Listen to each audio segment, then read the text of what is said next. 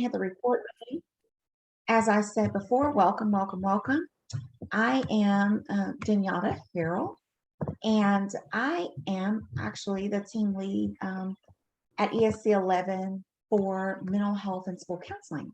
So I'm really excited to be with you today and just take part in all of the wonderful things that I know are about to happen. So I'm going to go ahead and share my screen. And I hope that you can see this. I'm going to go ahead and get started. Let me make it big. Is it big? And I hope it is. Can you see the big screen or the little screen? I see the big screen, and it's not on. All right, great. Well, welcome again this morning. I am, as I said before, Denyatta Harrell, and I am the team lead for mental health and school counseling at ESC Region 11. And today, we just thank you for being a part of the Let's Go to Work series. Today, we have Noreen Jalloway Gill. That's going to share some great information with us. And I'm sure many of you know of her and know the great resources that she has to share with you today. So that's why you're participating. So awesome, awesome, awesome. This is Carla Johnson, and she is actually your ESC Region 11 Regional Transition Specialist. So she would be the contact if you have any questions after this. Carla's information, her contact information will be on here. But if you have any questions or any needs, she is your direct contact here at ESC Region 11. So again, this is our Let's Go to Work series. You'll notice that we have 2 more sessions happening with this series. So please join us. There's a QR code on the screen. Please join us. We have one on April 16th, one on April 30th. So please take advantage of those sessions as well. And as I said before, I know I don't want you to be against the PowerPoint presentation time clock. So we'll share this information out if you're not able to get it later as well. When you look here, this is a QR code also for Imagine Enterprises, and I'll share the contact information at the end of this PowerPoint as well. But they're going to conduct some virtual Zoom sessions. So this QR code will just give feedback of how to offer those one-on-one sessions. So please, please, please, I'll give you a second if you need to snap that QR code to do so. But as I stated before, it will also be in the information that you'll receive out. This is an evaluation. We really do value your feedback here at ESC Region 11. We want to know what we're doing really well and what we can do in addition to assist you. So this is just a quick session evaluation. I'll drop this in throughout the meeting, but please, if you would snap this up and have it on your phone as well so that you can complete that session evaluation to kind of just let us know how we're doing so that we can make adjustments if needed. And we really do want to hear how this is helping you. Any educators in the house, if you are here, here is, hi, I see you, Michelle. If you're here, please go ahead and scan this. This is for your attendance. Scan this so that you can get credit for participating today.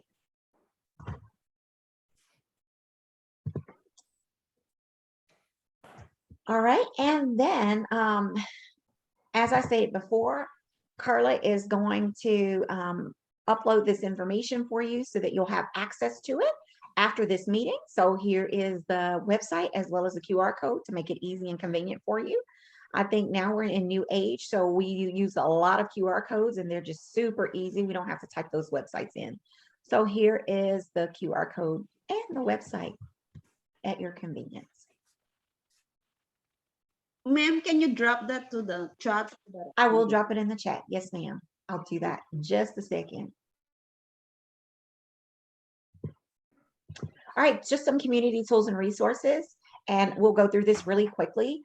This is the information for the Texas Workforce Solutions zip code locator. So it allows you to just kind of determine where those Texas Workforce Solutions resources are available for you, and you can do that by zip code. So here's the QR code for that, as well as the website. And then our Disability Rights Texas. Here's that QR code and website as well. Texas Transition and Employment Guide. Here's that for you. It's in both English and Spanish. So go ahead if you need that and scan that. I'll give you a second.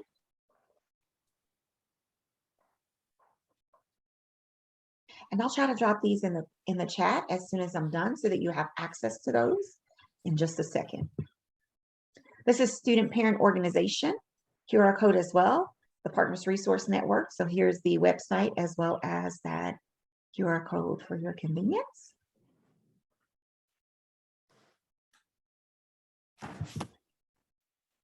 And again, if you have any questions at the end of this, of course, any questions about the session, you will have Noreen here, and then Sandy's also on the call. So there'll be, no, sorry, that's a different Sandy. So Sandy is here as well. She'll be answering questions, but also Sandy, if you have any questions about Imagine Enterprises, Sandy is also available to answer those. So here's the contact information for Carla and Sandy after the session, but Noreen can answer any questions that you may have today. And for those questions that we cannot get answered, I will drop those for Carla so that she can come back and address those for you. So feel free to drop those in the chat for us, and we will revisit those. So I will be dropping some of this information in the chat for you. But without further ado, I am going to turn it over to Noreen. I'm going to stop sharing my screen. And Noreen, you can take it away, ma'am. Thank you, Daniela. That's very, very lovely. Let's see if I get to here.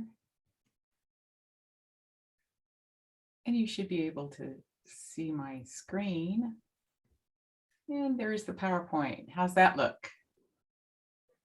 I'll take that as a yes. All right. Thank you, Daniela. Thank you, Daniela, for a very, very nice introduction and also kind of a review of a lot of information. I will repeat that Sandy Smith is with me today. She decided to put herself on mute and not show her picture, but she'll be monitoring or answering some questions. She actually has a few slides in this presentation today, so she'll be joining me. I really appreciate you guys giving your Saturday mornings. This is so wonderful for you to do this. Hopefully, and I'm sure there'll be information that we can give and share that will be helpful for everyone. You know, my job as executive director of Imagine Enterprises does provide me with a lot of opportunities to meet families and parents, and I always learn. I always learn something new.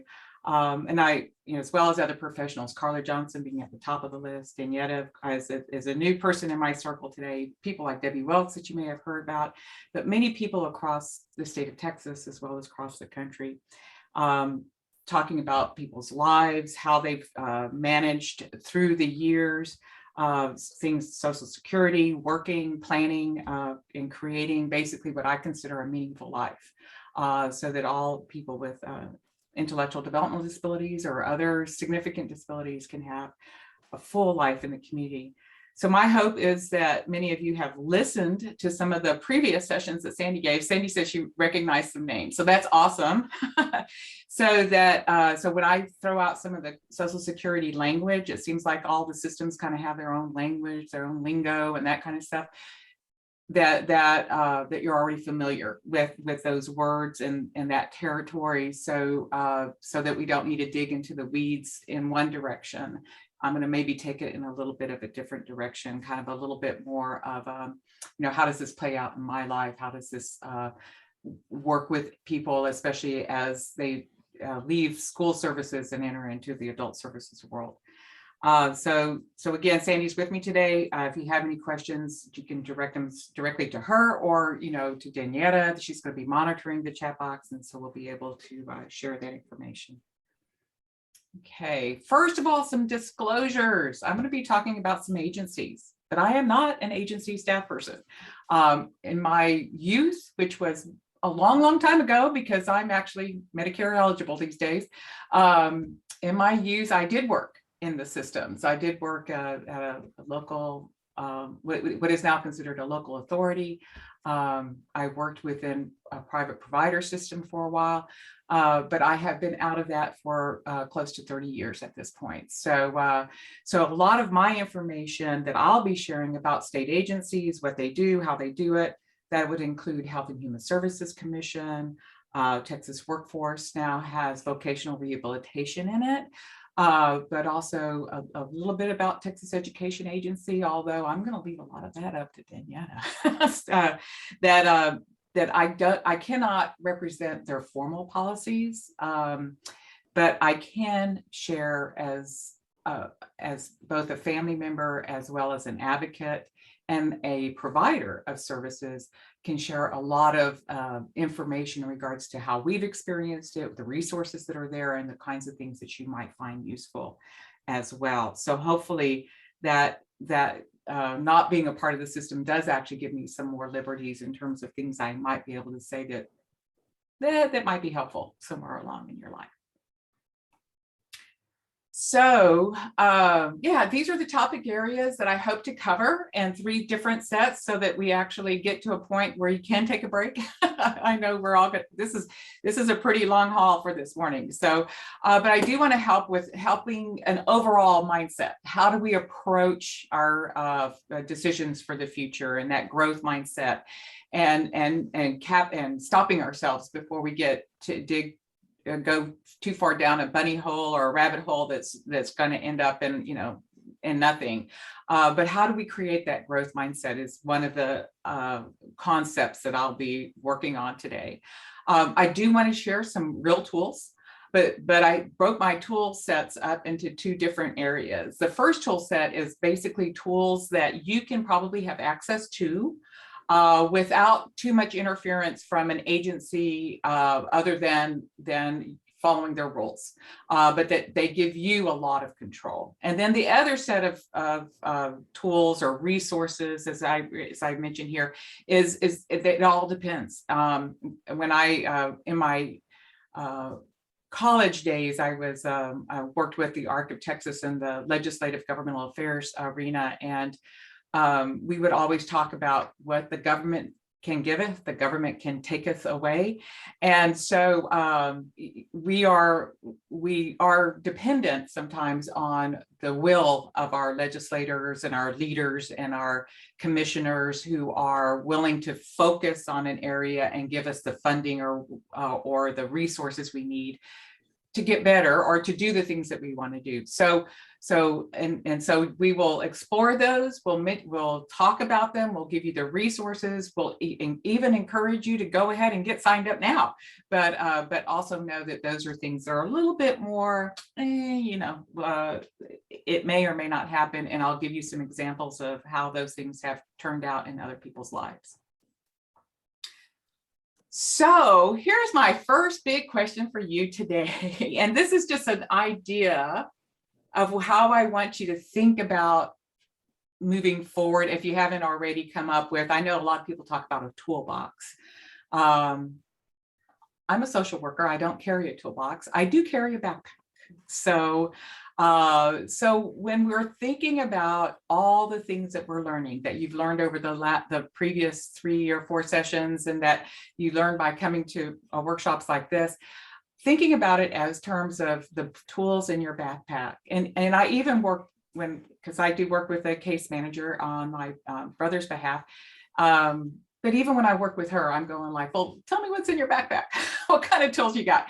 And those are all the things we've already learned. And many of them are things that we know we're using right now, and that they're really important to us. And then time will lapse and that tool is no longer important, but we need to learn the next one. So, here are some examples. Like in schools, we learned all about individual education plans and transition services. And now you've been spending a lot of time talking about Social Security and supplemental security income and work incentives, who are benefit planners. Some of the other ideas I'll be throwing out today are circle of supports, and some of the online resources or tools that'll be like your Texas benefits, but also, vocational rehabilitation, learning that system. Oh my gosh, how do you do things? So there's a lot of little pieces out there. And it's like, oh God, okay, this is where I find it. Oh, I found this person. And then you kind of figure out one part of it and you can put that tool in your backpack. When are you going to need it again? And we're never really sure. I know that when I think through some of the resources and supports for my brother, this is sort of like one of my ideas of, okay, what do I need to bring to the desk today so that I can solve this problem? Or if we're working with a customer for Imagine who has called and they're in crisis and there's something we need to work on right now, what is it that they're going to need so that we can solve that problem? So I like the idea of helping people build their backpack or their circle of support so that they know that person really has those tools in their backpack, and we're going to go call them and find out what they know and how to do it. So as we're working through this, and as you work through so many other sessions, think about how cool your backpack is and making it a really good one, not just for yourself, but the other people who you touch in your life. So, oh my goodness, I know this looks like a very odd slide, but this is the picture of the owls and the Harry Potter. And I wanted to talk to you a little bit about people who have made impact in my life. And I often refer to them as the owls. But as you can see, these owls are only carrying in messages from parents. And it's a pretty cool picture. But the owls I want to talk about are the people in my life who have made a significant impact in teaching me and helping me with decision making and just kind of thinking through the processes that are out there. And I refer to these owls as the old wise ladies. This picture is much more appropriate because I love all of their faces. And then, you know, at the end of it, you know, owls are pretty, the idea of the owls are pretty cool because they listen really well. And then at the end of it, they'll go, who? And that's the great question, is who's going to be the next person that we'll talk to, or who do we need to go to so that we get the answers to our questions? So in the presentation, every once in a while, I'll refer to our owls because they were actually lifesavers, and they have been lifesavers for so many people. Everything from helping people move out of large institutions into their own life in the community to being the major people that made the phone calls to pass a piece of legislation that allowed people to live in small group homes in the community when they had no place else to live. That was the option over going to a large institution. So owls they're cool people. Many of them have passed away, hence the word old, but they are people with a life experience that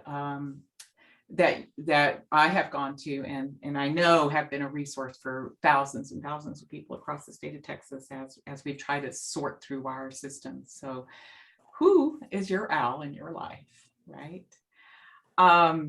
Over the past few presentations, Sandy has been sharing with you information about our community work incentive counselors. I refer to them as benefit counselors. It's so much easier. And I hate using acronyms. And so I've heard people use CWIC. I won't. It'll be a benefits counselor as I go through the presentations. But these are the Imagine staff who are in that Social Security project that's called Work Incentive Planning and Assistance. And I actually did pass this picture by one of our counselors and asked her, is this sort of like what your desk looks like? And I got a confirmation, yes. It's probably worse because you don't have to stack of files on one side where I'm working through and trying to figure out and create the plan and those kinds of things. So I think that I added the COVID-19 piece because that, certainly all the COVID stuff has made a huge impact on everybody's workplace and also impacting individuals with disabilities that we work with. What we have seen is a tremendous uptick in the number of people in wanting to get their benefits plans done as they are planning and going to work. So we are excited about that. It is a lot of work, but it's well worth the effort. In addition to the work that our staff do through the Social Security Work Incentive Planning and Assistance Project, we also work with vocational rehabilitation when they refer individuals to us for their benefits plan. So it's a wide variety of individuals and purpose behind the the people who are asking for the help. So it's very, very, the main message is that it's work, it's there. And it's so meaningful when you see the number of people really interested in going to work and making it happen. So if Sandy has any other comments, she can certainly either put those in the chat box or share them with you and when we take a break. So here's Imagine Enterprises, here's our logo. And basically the question I want you guys to answer now, if you want to put your answer in the chat box, that would be pretty cool. And Sandy, you're gonna come on live, and or Daniela, one of y'all can come on live and tell me how they answer it. But here's my question to you is, well, actually, I'm gonna give you some data first, if the data will come up. There you go. This is our basic belief system, is when a person wants to work, they should be able to make what they are capable of earning. That's a pretty big statement. They should be able to work what they are capable of earning. What our work incentive staff has told us is that about 25 to 30% of those people that they are working with earn enough money to where they actually transition off of all of their Social Security benefits. Okay, so that is actually a part of what the staff will help them do. And that's a goal that they established and what they wanted to do.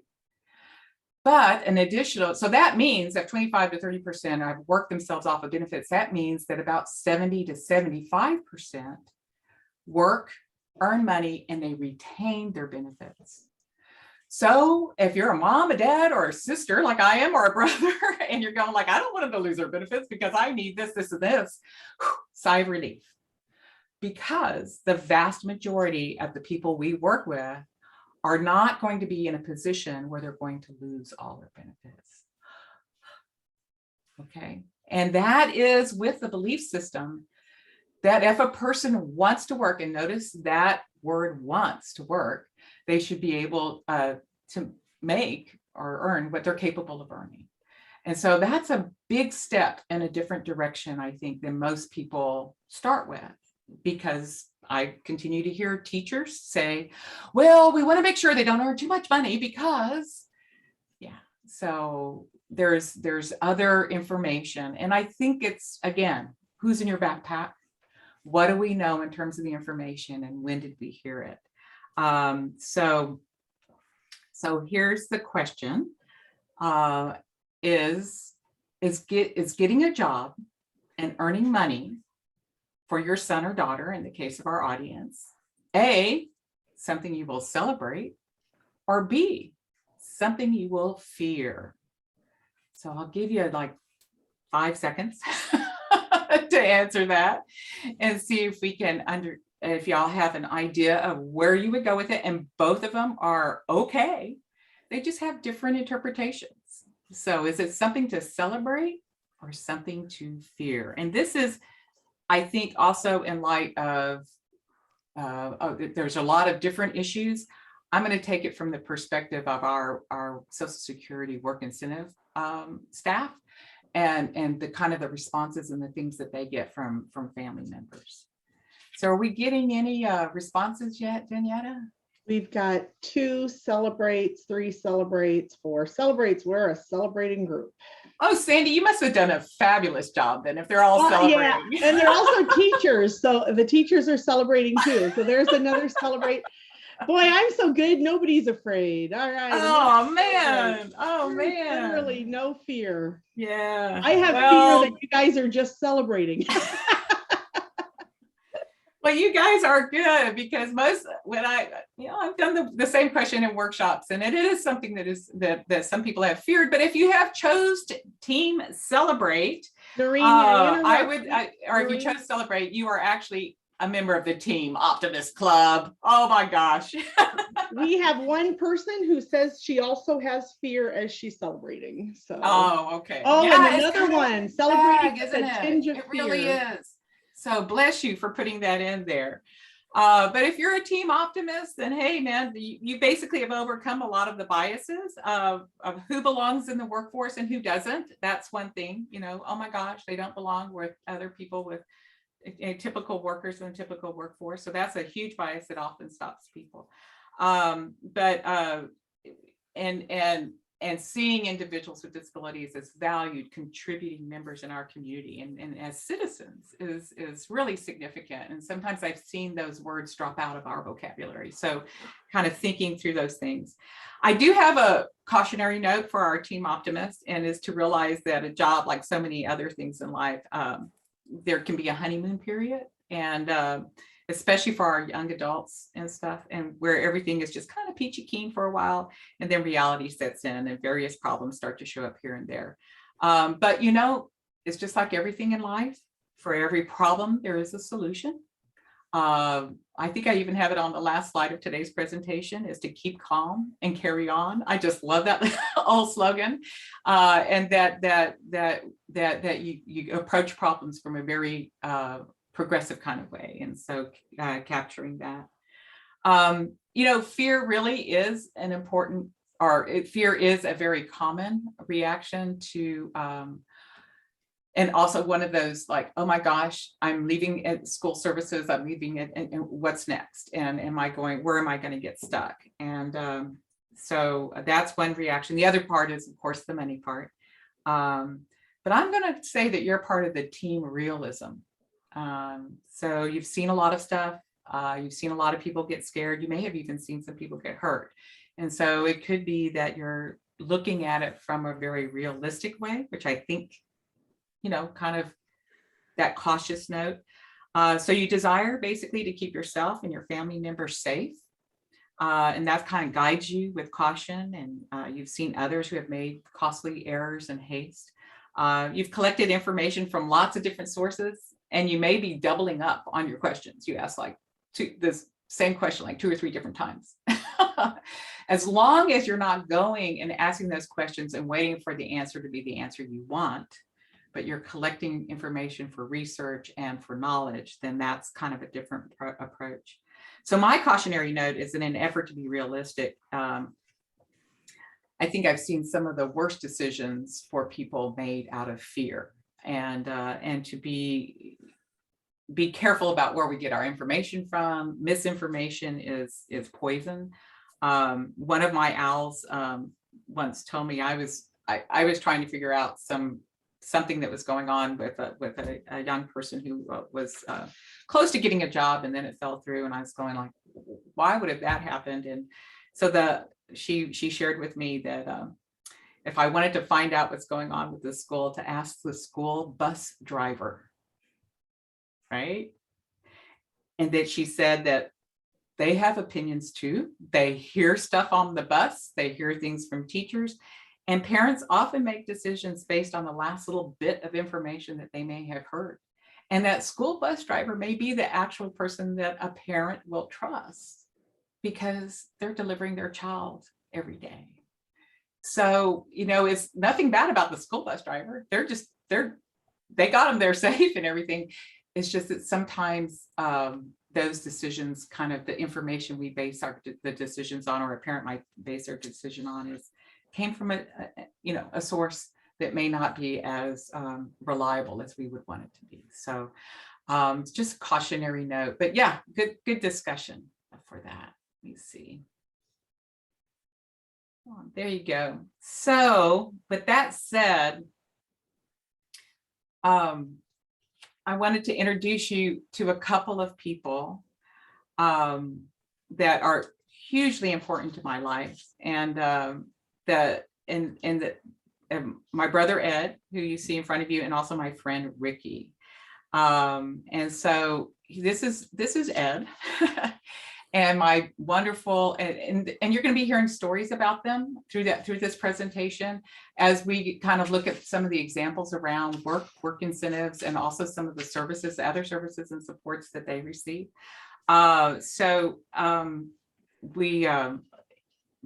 The other person with my brother Ed is my mom, Lucy. this was actually taken in front of our azaleas earlier this week. Our azaleas finally bloomed down here in Seabrook, Texas, a little bit south of you guys. I don't know if y'all have azaleas up there in the Dallas area, the Fort Worth area.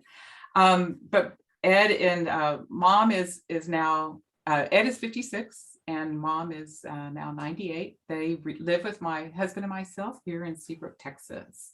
And then here's my good buddy, Ricky Broussard, who is a colleague of Sandy's and ours. You can see his Imagine Enterprises t-shirt and his big smile, a big winning smile. And that behind him is, of course, he's got an updated wheelchair. He just got a new wheels. So he's got an updated wheelchair, but that behind him is his van that he owns.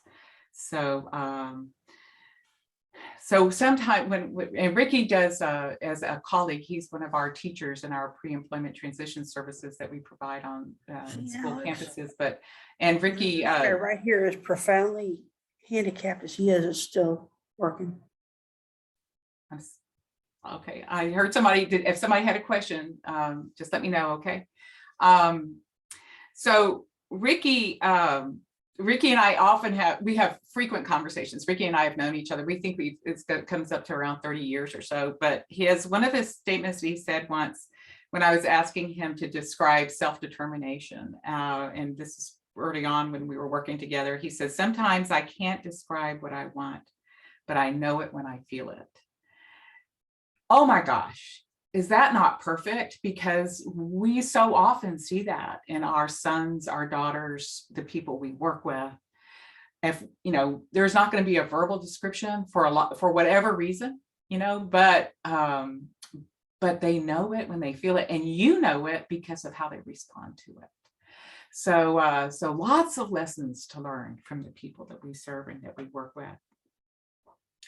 So I wanted to chat a little bit about the work, and let's see. Is the bar from?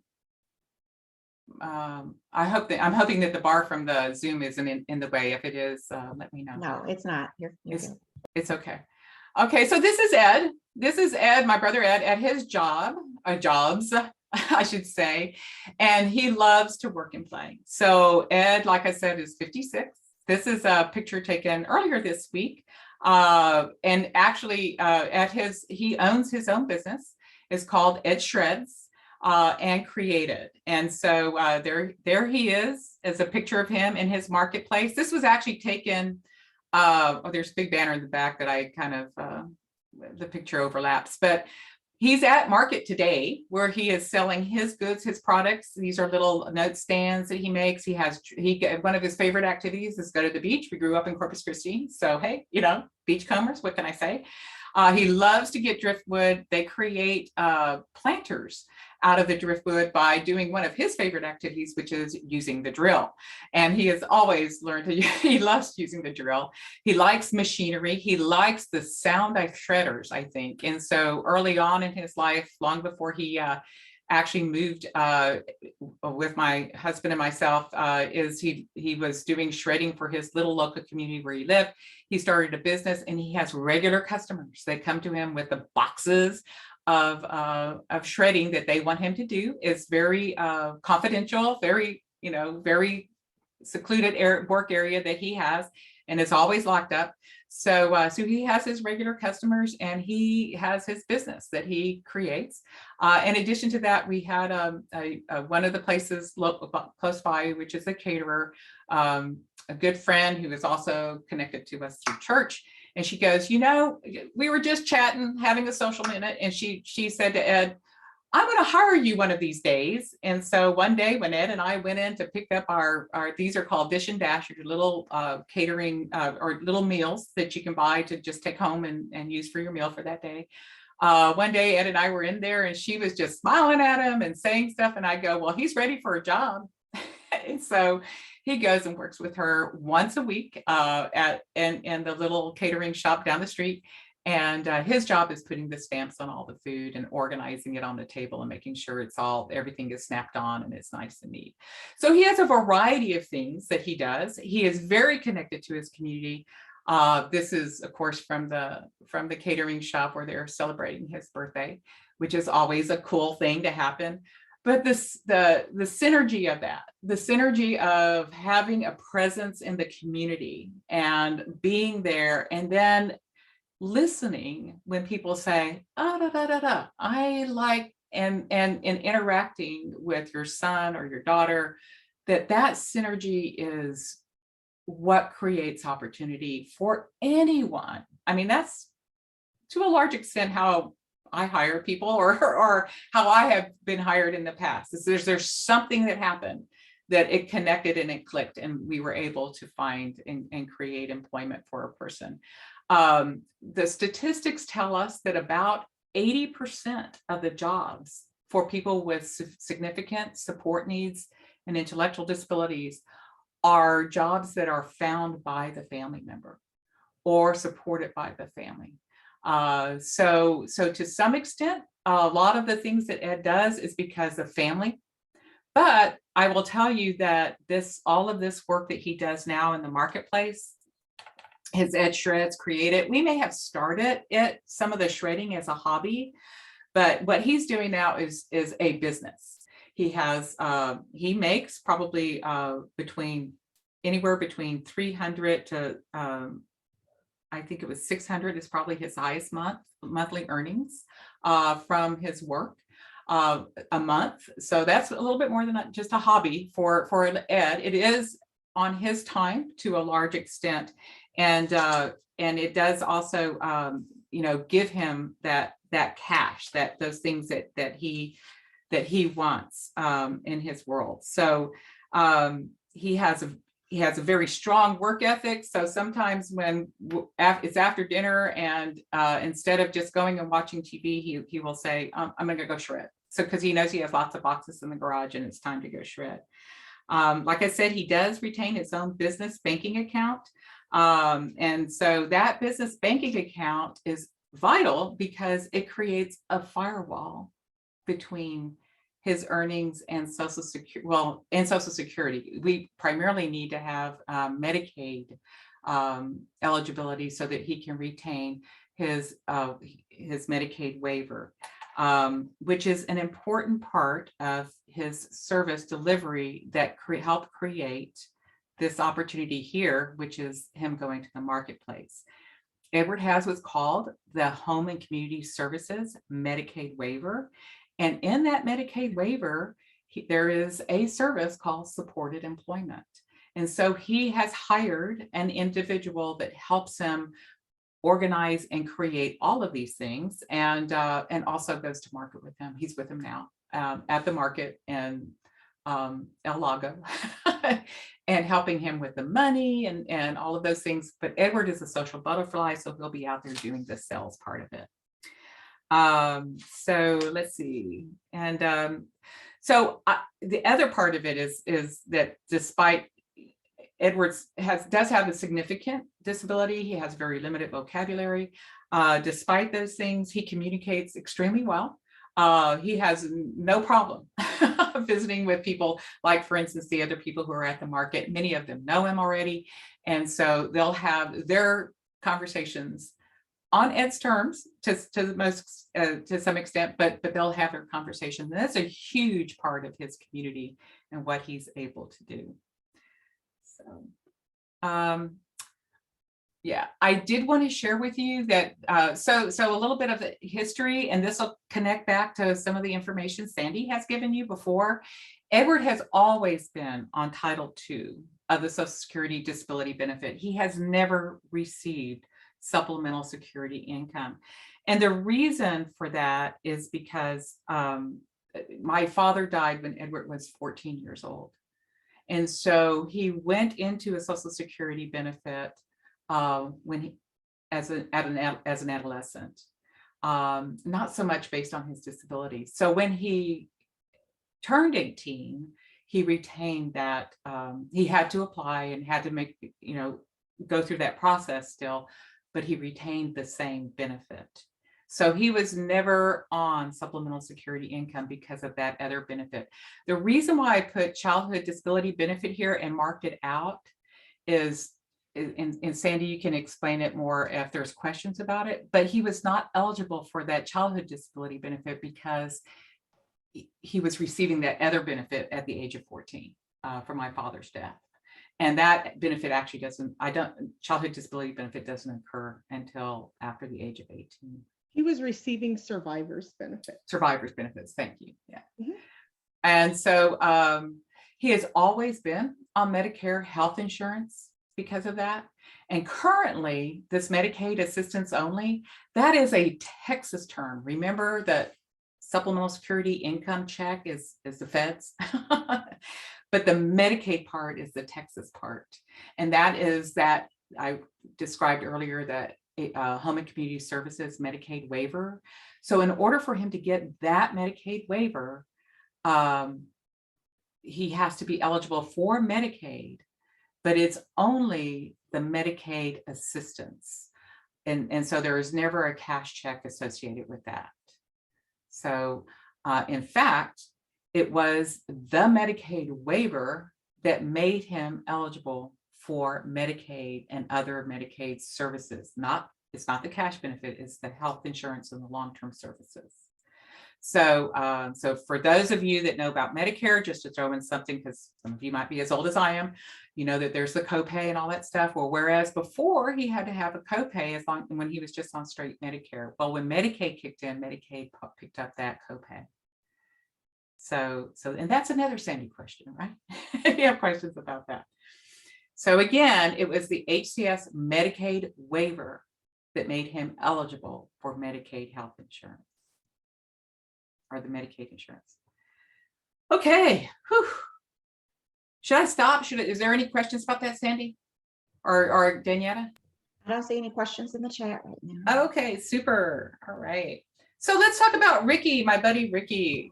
Ricky, and this year for Christmas, I gave everybody Buc-ee's t-shirts because I thought they were so cool.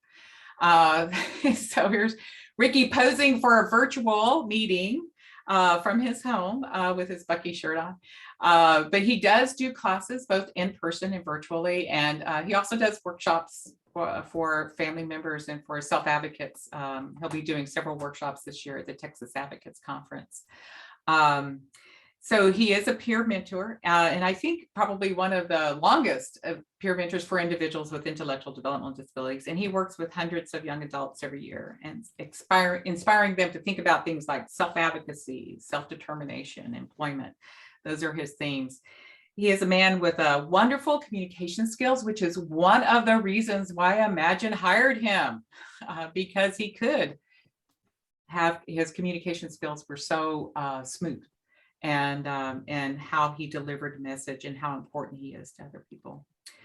I will share with you that Ricky lived he lived at the age of 10, but he lived for 29 years after that in large facilities in the state of Texas. They're called ICF, or intermediate care facilities.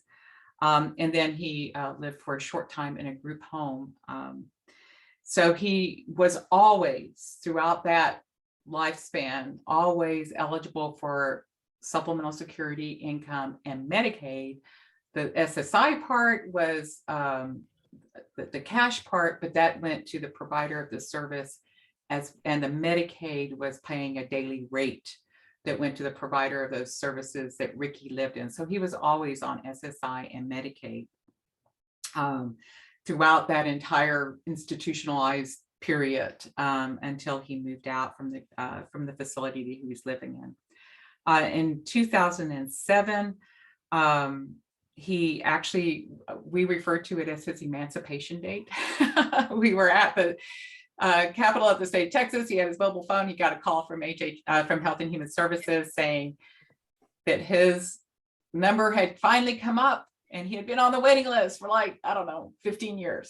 Who knows? It's been a long time, but his number finally came up. So he was given the opportunity to get the Health and Home and Community Services Medicaid waiver and move out of the institution, or move out of the group home at that point. It was also, living under the rules, the same institutional rules as the larger institutions, but it was still a group home. It was a pretty cool place, and in terms of, a progression for him to, a place for him to be. So he now lives in his own apartment by himself. Can you imagine 29 years of 24/7, people always being, looking over you and doing stuff. And he now lives in his own apartment. And there's his buddy, Robert, who is his one of his staff supports. He has several. He has just two. One up for during the week, which is Robert, and then on the weekends he has another staff support come in. But he also has a person who helps him with preparing his presentation, so he does get some supported employment. And he uses, and as well as I do with Edward, we use what's called the consumer directed services options. So we actually hire our staff who come into our homes and deliver the services for us. So down here is, oops, I'm sorry, I went a little bit too fast on that click. Down here is Ricky doing a presentation with a young man who's in one of the classes, and they're practicing the definition of self-advocacy and talking about what does that mean and what does that look like in your life. So on Ricky, his story, as I explained earlier, is a little bit different. But Ricky now has worked for Imagine long enough, because I think we counted it up and it's something like 11 years now, that he is no longer on supplemental security income and Medicaid. He is actually paid enough quarters into the system that his benefit is based on his own contributions to Social Security. Oops, sorry about that. And he uses Medicare health insurance, which we consider wonderful, because he doesn't have to go into the managed care system that the Medicaid currently is in. And he didn't lose his doctor or anything like that. He's using Medicare. But in order for him to retain his eligibility for Health and Human Services, the Medicaid waiver, that Home and Community Services Medicaid waiver, in order for him to retain that eligibility, he now has to purchase or buy his way into Medicaid. And in Texas, that's called Medicaid buy-in. I think it's called that across the country. It's actually federal legislation. Texas has its own version of Medicaid buy-in. It has its rules that are in compliance with the federal rules. But the Medicaid buy-in allows him to make that, to contribute, and that he retains his Medicaid eligibility, and he's able to continue with that long-term service of the Medicaid waiver. There are some other roles attached to Medicaid buy-in. I think we have it scheduled for future presentations to talk about it. But Ricky's is probably is a very good story of a person using Medicaid buy-in to get all the critical services they need, because remember, Ricky is living on his own. And so he really needs those services to come in and to support him so that he can continue to live on his own and have the life that he wants. Okay, so here's my big question to you guys. Is the benefits plan, here's disability benefits, and this is the Social Security Administration website. There you go, there's the web link down below. But do you have this in your backpack? Have you gotten enough information, or if you're starting to kind of collect that information? So earlier I had mentioned that 70 to 75% of the individuals that we serve remain on some Social Security benefit or Medicaid, depending upon what you're looking at and what you're trying to achieve. So obviously both Ricky and Ed are in that category. They didn't lose benefits, but certainly their benefits have changed. And I think that that's part of going back to that idea of fear, is that sometimes people feel like something's being taken away from them that they really need, when it really is a change that's occurring. And as Sandy probably explained in terms of the SSI, or supplemental security income programs, and the difference between that and which is based on it's basically income tax. It is a needs-based assessment, as opposed to SSDI, or the other disability insurance, which is a person's contributions into the system. They're two real different things, and so it feels real different in terms of how they change. So anything, lots of things happen, turning 18, changes in school, getting a different job. Oh gosh, you know, what are all the things we need to figure out when at this age, like, you know, getting a driver's license, friends moving out, and, you know, getting the Medicaid waiver. Even when parents retire, you know, that's another place where benefits will change. And as things change, of course, you'll learn new strategies and tools, meet new people. I think trying out new technology, which is something that I loved all the QR codes earlier and thought, ooh, I need to get better at that too. But all of those things are things that we are collecting and gathering and putting in our backpack for when we need it, or, you know, learn this and then be able to use it. Same thing with the benefits plan. As things progress, you will be needing to amend it so that it fits you as you age and as you progress, and where that fits in is certainly dependent on the services that you identify as what is needed. So here's where I wanted Sandy to answer, because I'm not sure if you had the answers to these questions, but I get these questions all the time.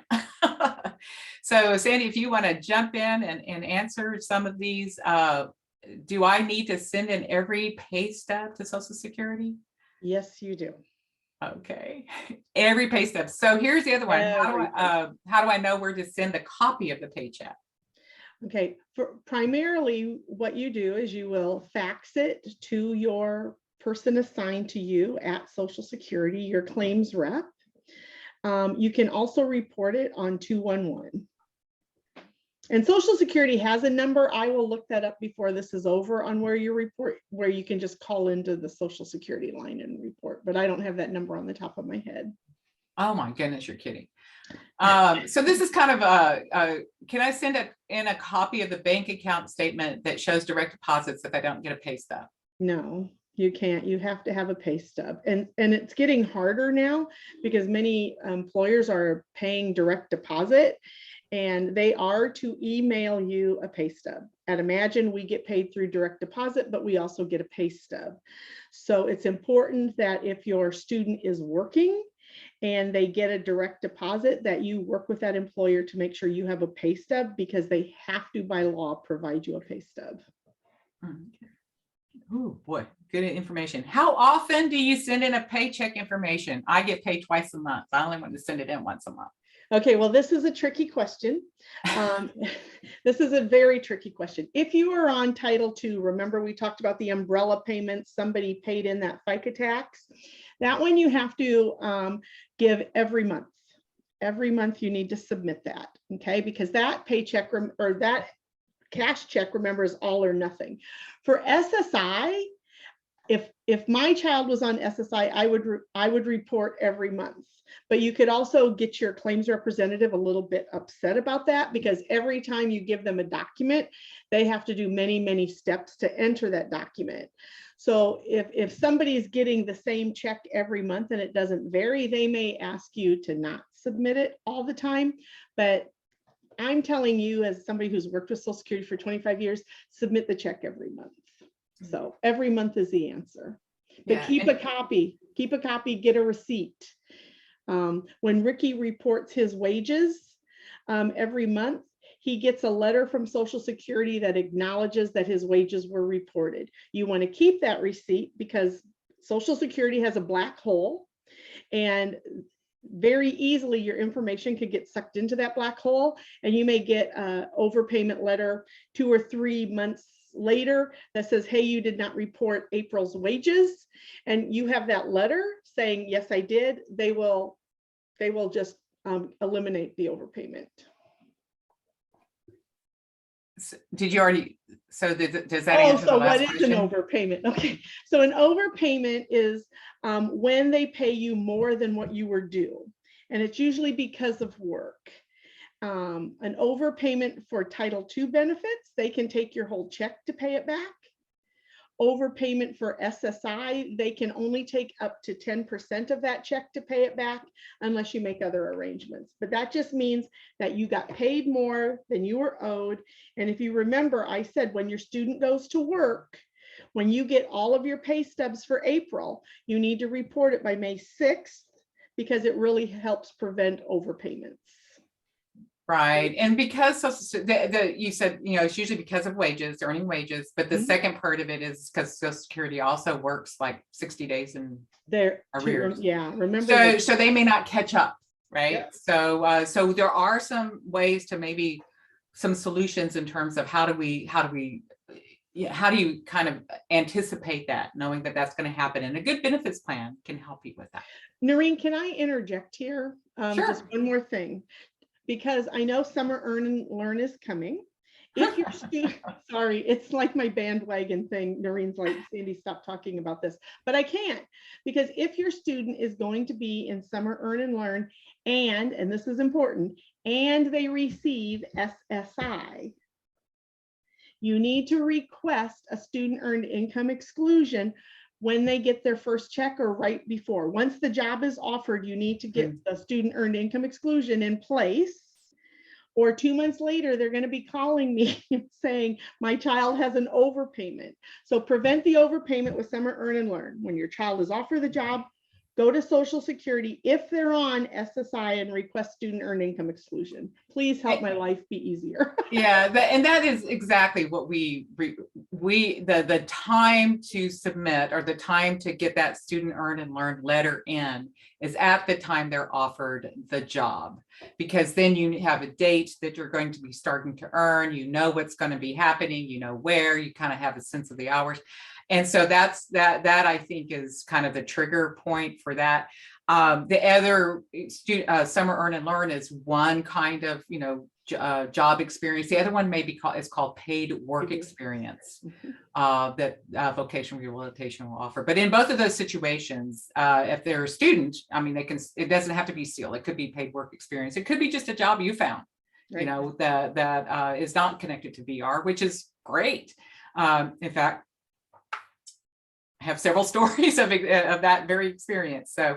So anyway, any of those, you can still get a benefits plan. And remember, I have a question. template letter if you want to reach out to me to claim the student earn or the student earned income exclusion. I have a back to question. That was sent to me. Black hole for sure. How do we find our designated Social Security rep? COVID's made it so hard to get anyone directly or consistently. They've told us to send his stubs to an app that I can't find. Okay, I think April 17th or May 17th, again, I don't have the date in my head, Social Security is coming back to their office. Everybody is coming back. Yeah, they're no longer going to be home office. What I would do is call the local office, as painful as I know that is, and ask them who it is. And they either pull it up by the initials of your last name or your Social Security, the last four of your student's Social Security number. But the person at the front desk can tell you who your claims rep is.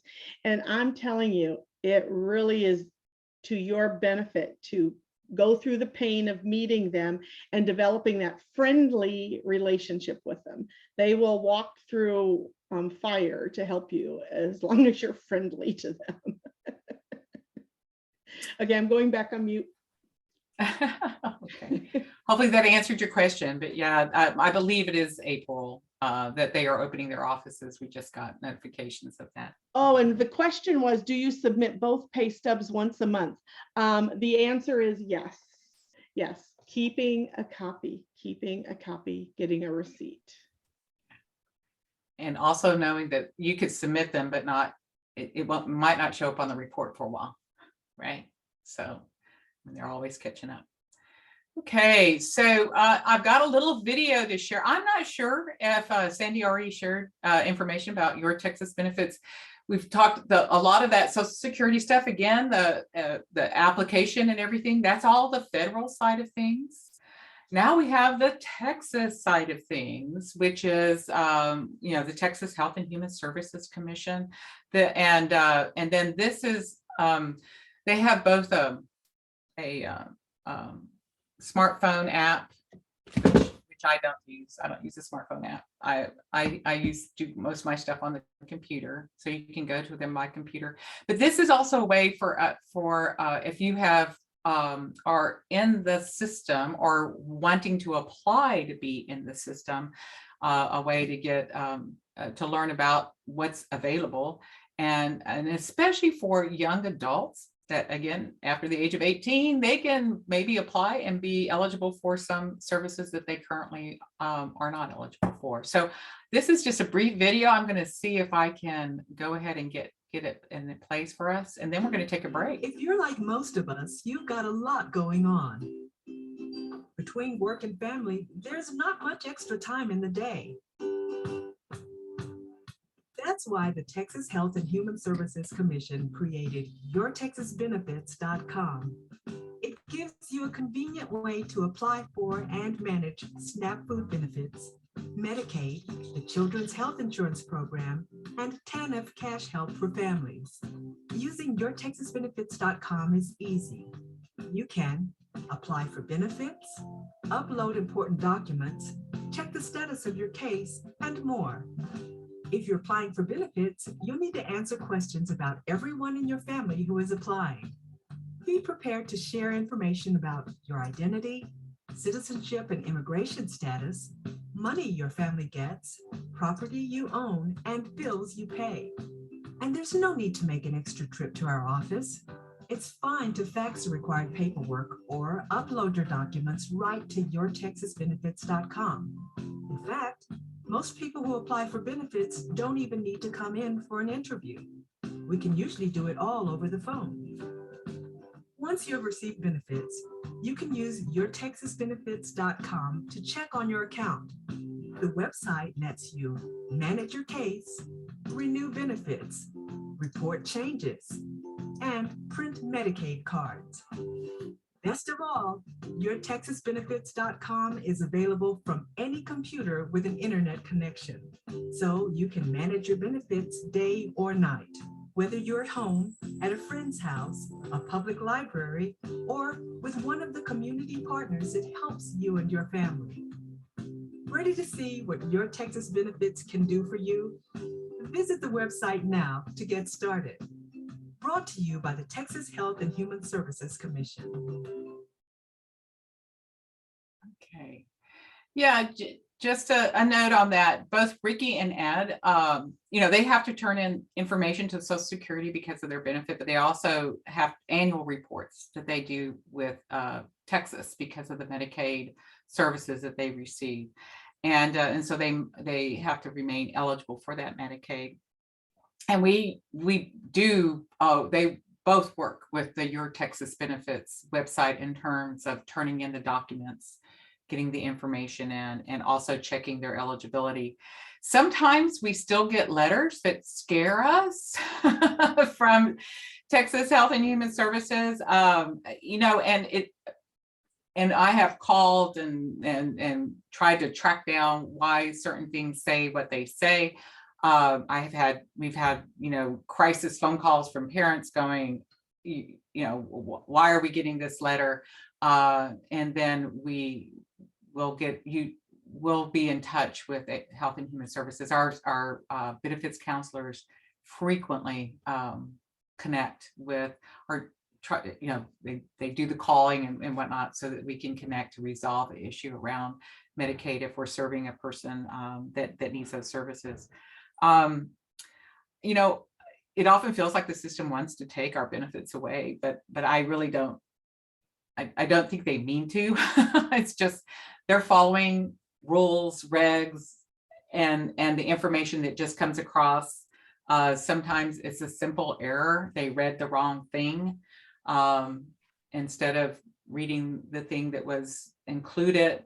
Like for instance, on one of the benefit pieces, both my mother's and my brother's benefit will come in on the same letter. So for whatever reason, they didn't see the part that was circled or highlighted. They saw the wrong benefit, and so they counted that one instead of the one that they should have. So there are errors that are made, and that's not just Texas Health and Human Services. Although I kind of think they have a higher rate in Social Security.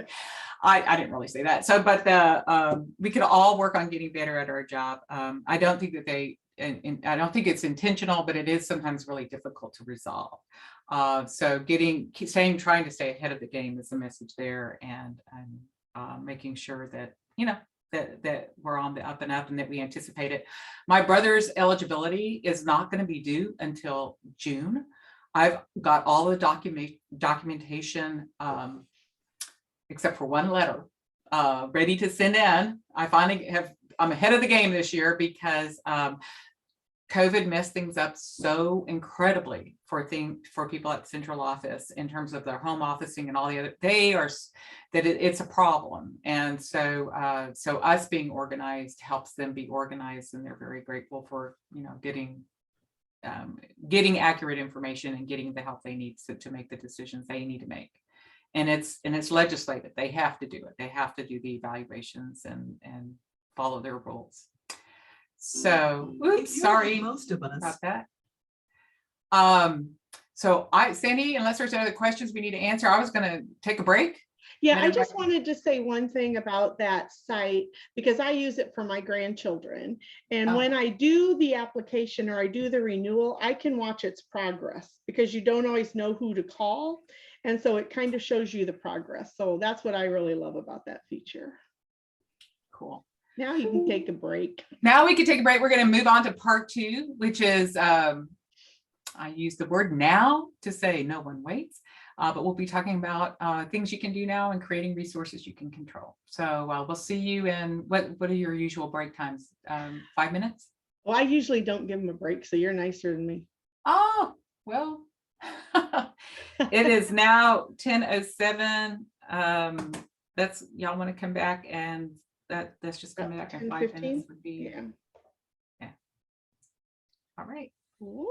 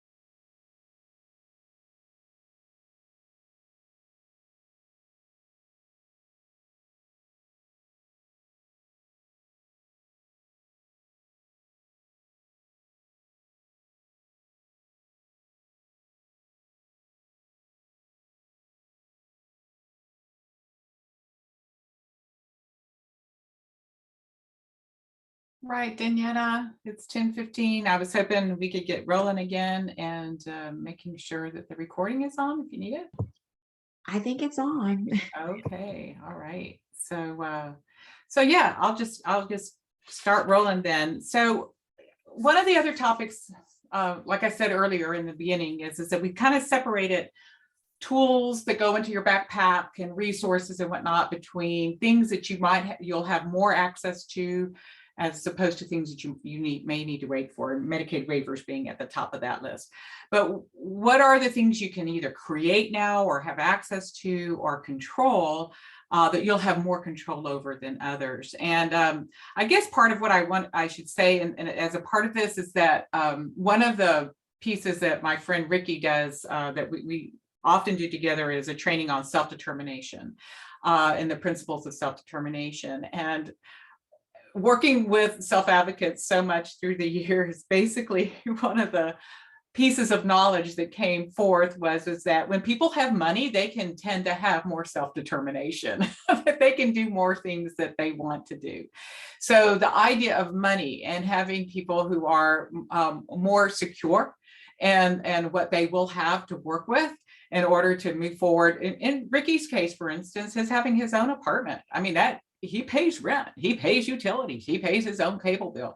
So he has a lot of expenses. And so making sure that he has the funds to do that is really important. And so there's actually many more tools now than they were then for Ricky, but we're using them. And we'll kind of go through some of those things that people can use to have more control over their resources and that financial stability they want to achieve. You also need to have some of the other pieces to go with it. And that I've mentioned a couple of times, and I'm sure many of you have already either been to trainings or heard about or talked about people and your circle of support. And having worked with individuals, Ricky and I actually helped one of the private providers in the state. They used to be called American Habilitation Services.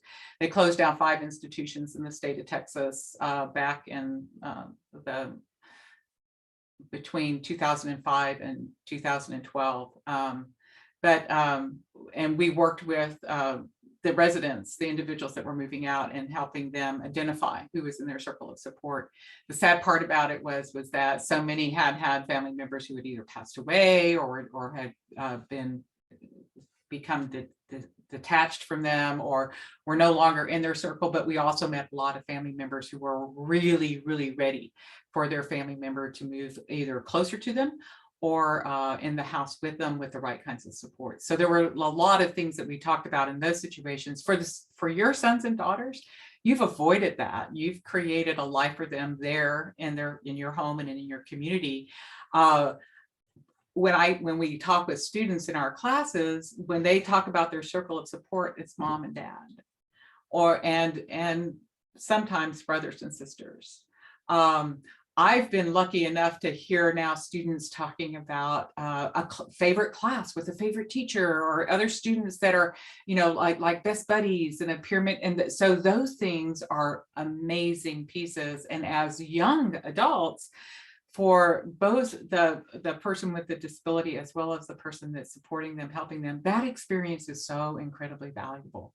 And so when Ricky talks about his circle of support, the people that are around him, he does have his staff in his circle of support. He has Robert and he has Ron, but he also has other people who, this is what his aunt, his parents have passed away, but his aunt's still involved with him, other volunteers. Of course, there's also those of us that work with him and his benefits.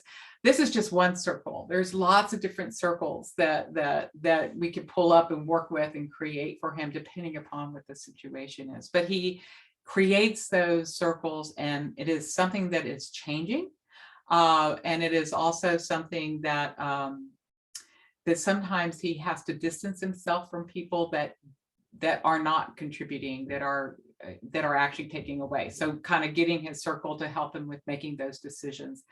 And including the idea, here's the list of, when he talks about people he trusts, the money issues were big for him. Ricky is not a person, and he and I frequent, when we give trainings together, he says that that it's okay for me to talk about him.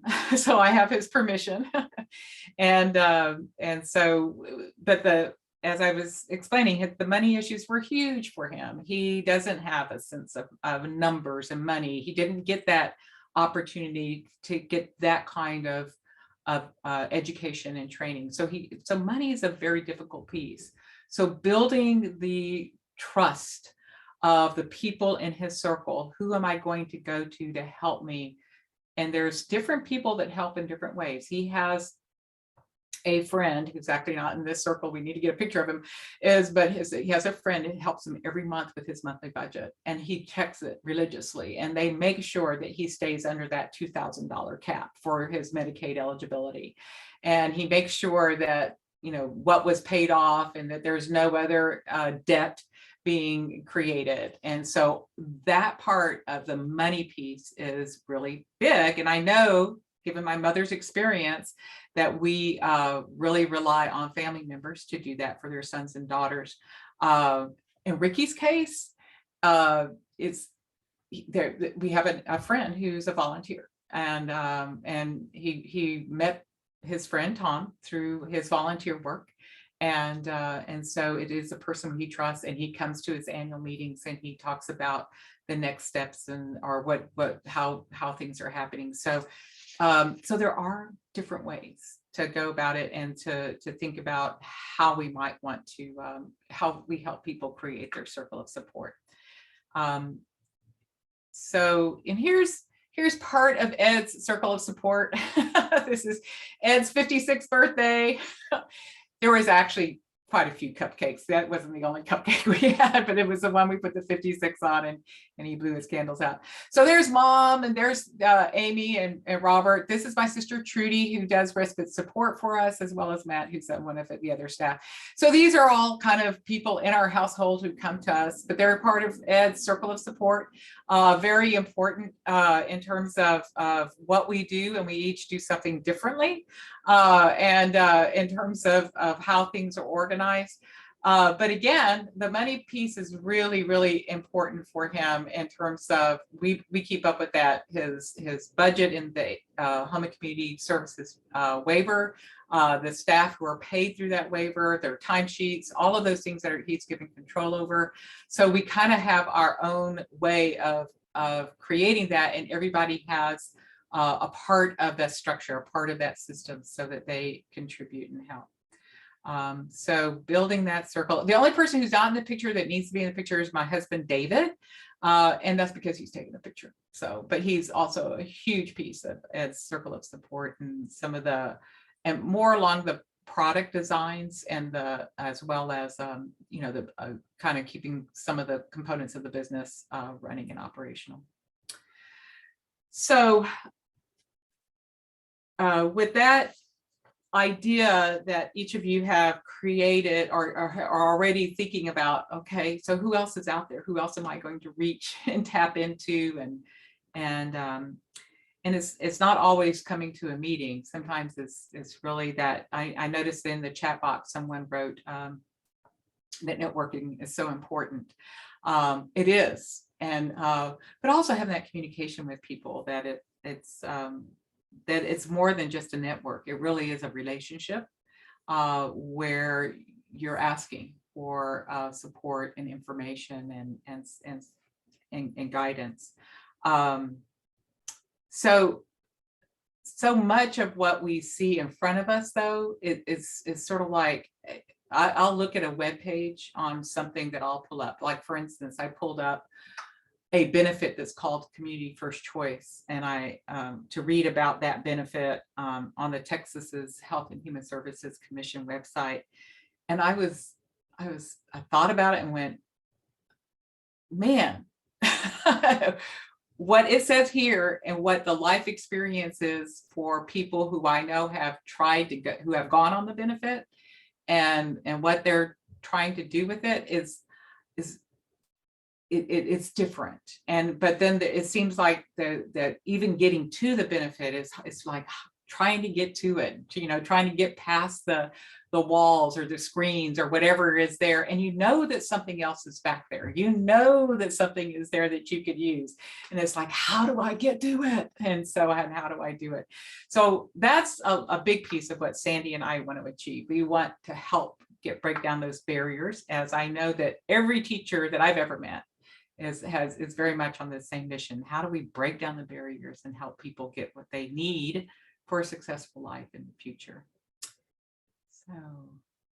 So what I wanted to chat about and is some of the things that Sandy has already shared with you. In fact, these slides came straight out of one of her presentations. Sandy, I stole from you, but she let me. And that if your son or daughter is receiving supplemental security income and Medicaid, and getting ready to go to work, to where they're going to have earnings, right? Or if they are going to be starting their own business, which would be even better, kind of an interesting exploration in terms of how that can work. The plan for achieving self-support is a Social Security work incentive that is really pretty amazing in terms of giving you an additional resource that for a period of time to help reach an employment goal. So listed here are, the eligibility criteria. Of course, we're well under the age of 60. Y'all are well under the age of 65, not me. I'm on the other end. And they have a person with a disability, eligibility for SSI, okay, and have earnings. It's huge. Unearned income would be other financial resources that are not earned, and the resources that set the limits to set aside in the past.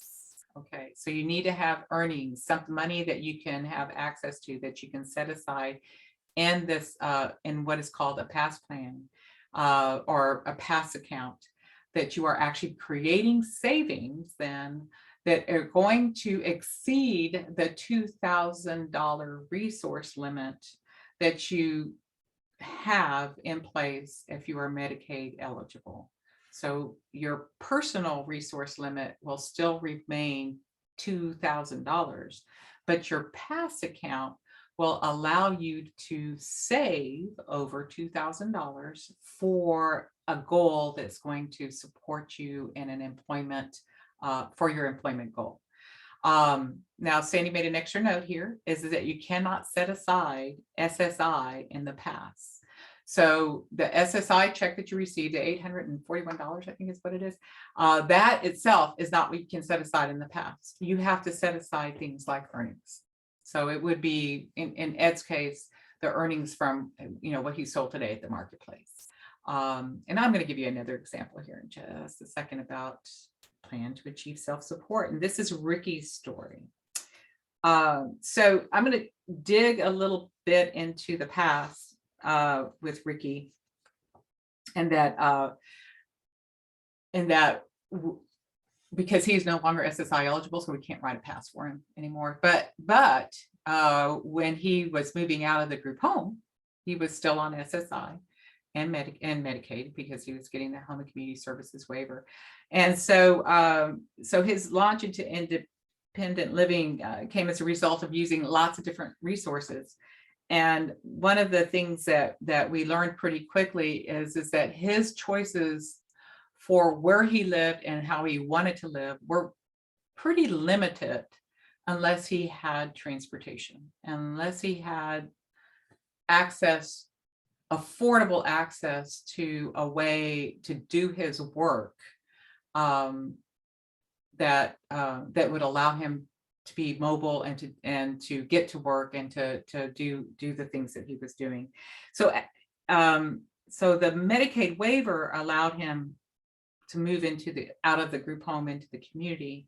But a huge limitation of that is transportation. And I would bet if y'all wanted to write into the chat box, is transportation going to be a limitation for employment for your son or daughter, for anyone, then I would bet there would be kind of a high showing of that. So feel free to do that, because that is a huge thing. And then think of it in terms of transportation for a person with a mobility impairment, that has a motorized chair and is going to need all of the things there. And Ricky, while we live near Houston, Ricky lives in Texas City, and there is some bus routes and stuff like that, but it is a very small rural kind of communication or transportation system in place.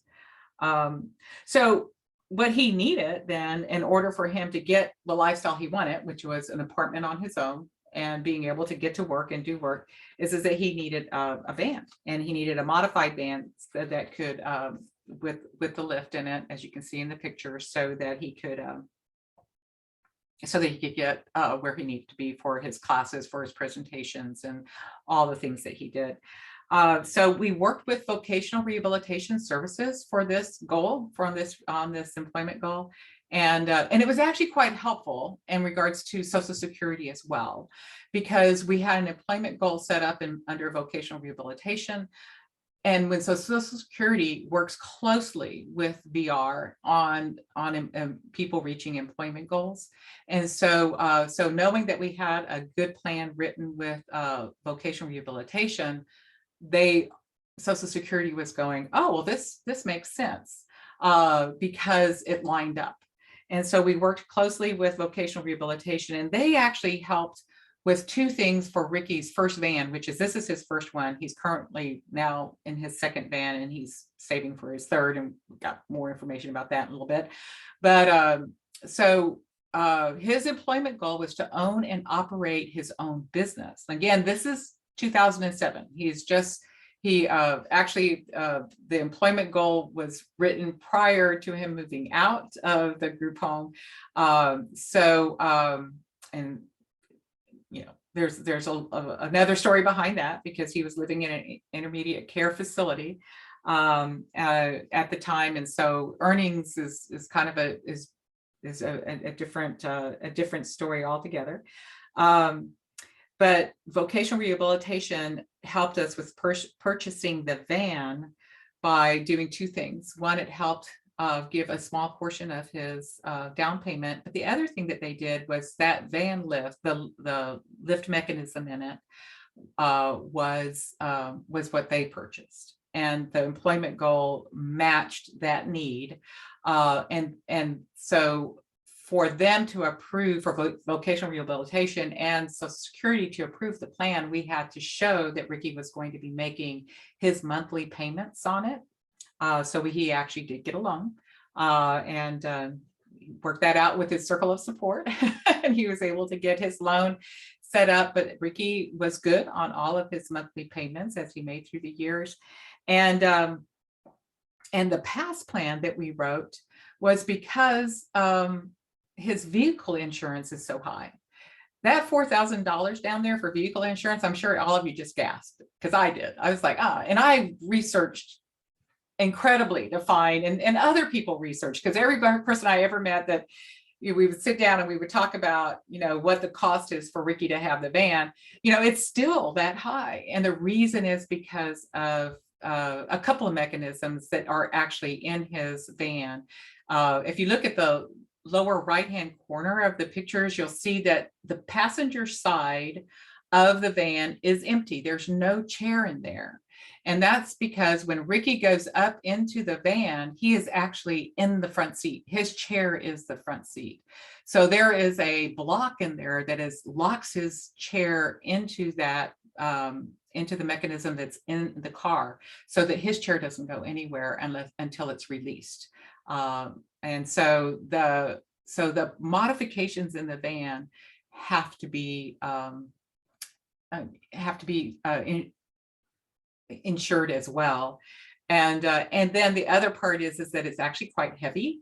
So what we know is, and we know this from the many providers that we talk to, is that vans tend to have that carry that kind of equipment, tend to have a little bit more maintenance than a typical van. So we went ahead and set aside $4,000 for his vehicle insurance, $2,000 for his maintenance. And so obviously that's over the $2,000 limit, resource limit. We used a past plan to do that. And so of course, the really cool part about the past plan is that while he is putting aside the amount, and he was putting aside, let me see, I think I wrote down a little note. While he was putting aside the funding, and I actually have the calculations. That's what I have. Let's see. There we go. Here's his SSI past plan. Yay. While he was putting aside the money for his past plan, he was retaining money in his that he would have otherwise have lost in his SSI check. So the cool thing about that past plan is that then you have an additional resource of that funds that you would have otherwise given away or given back to Social Security from the SSI check that you can retain and use.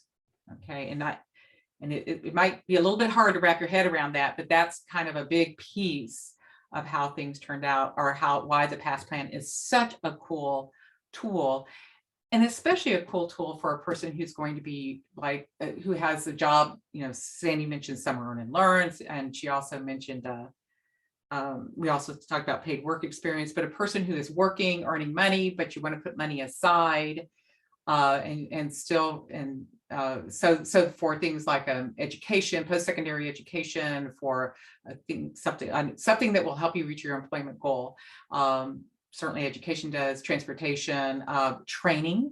If you are concerned that you're not going to have vocational rehabilitation supporting you as much as you need to or want to, or they're not going to be there after you've left the school services, you could create a past plan that helps you with that trainer, that job coach, that person who will be there supporting you. And so there are lots of, as long as it's attached to that employment goal, you know, you can write that past plan and have control over how the money is spent in the plan.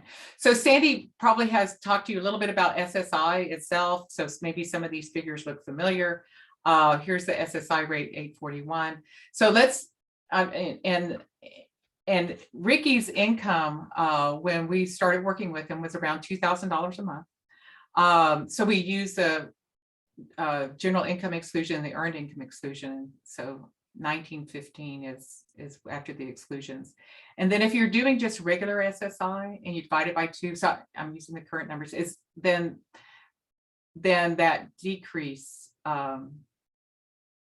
for his income would have been $957.50 using that 2-for-1 formula after you do the exclusions.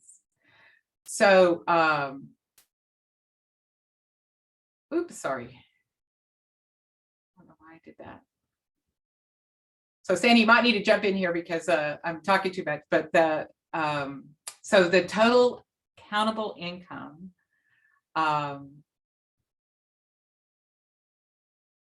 okay, so the total gross income of plus SSI before taxes was 2,000. I'm not sure if that's right, Sandy.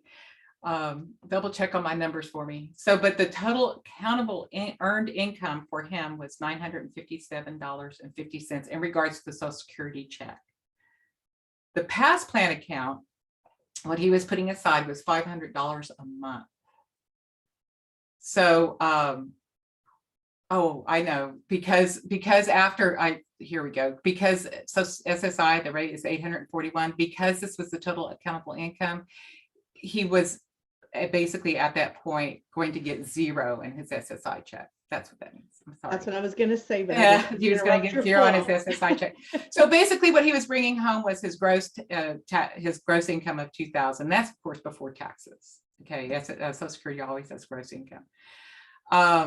So when you look at including the past plan, his total countable earned income is the $957.50.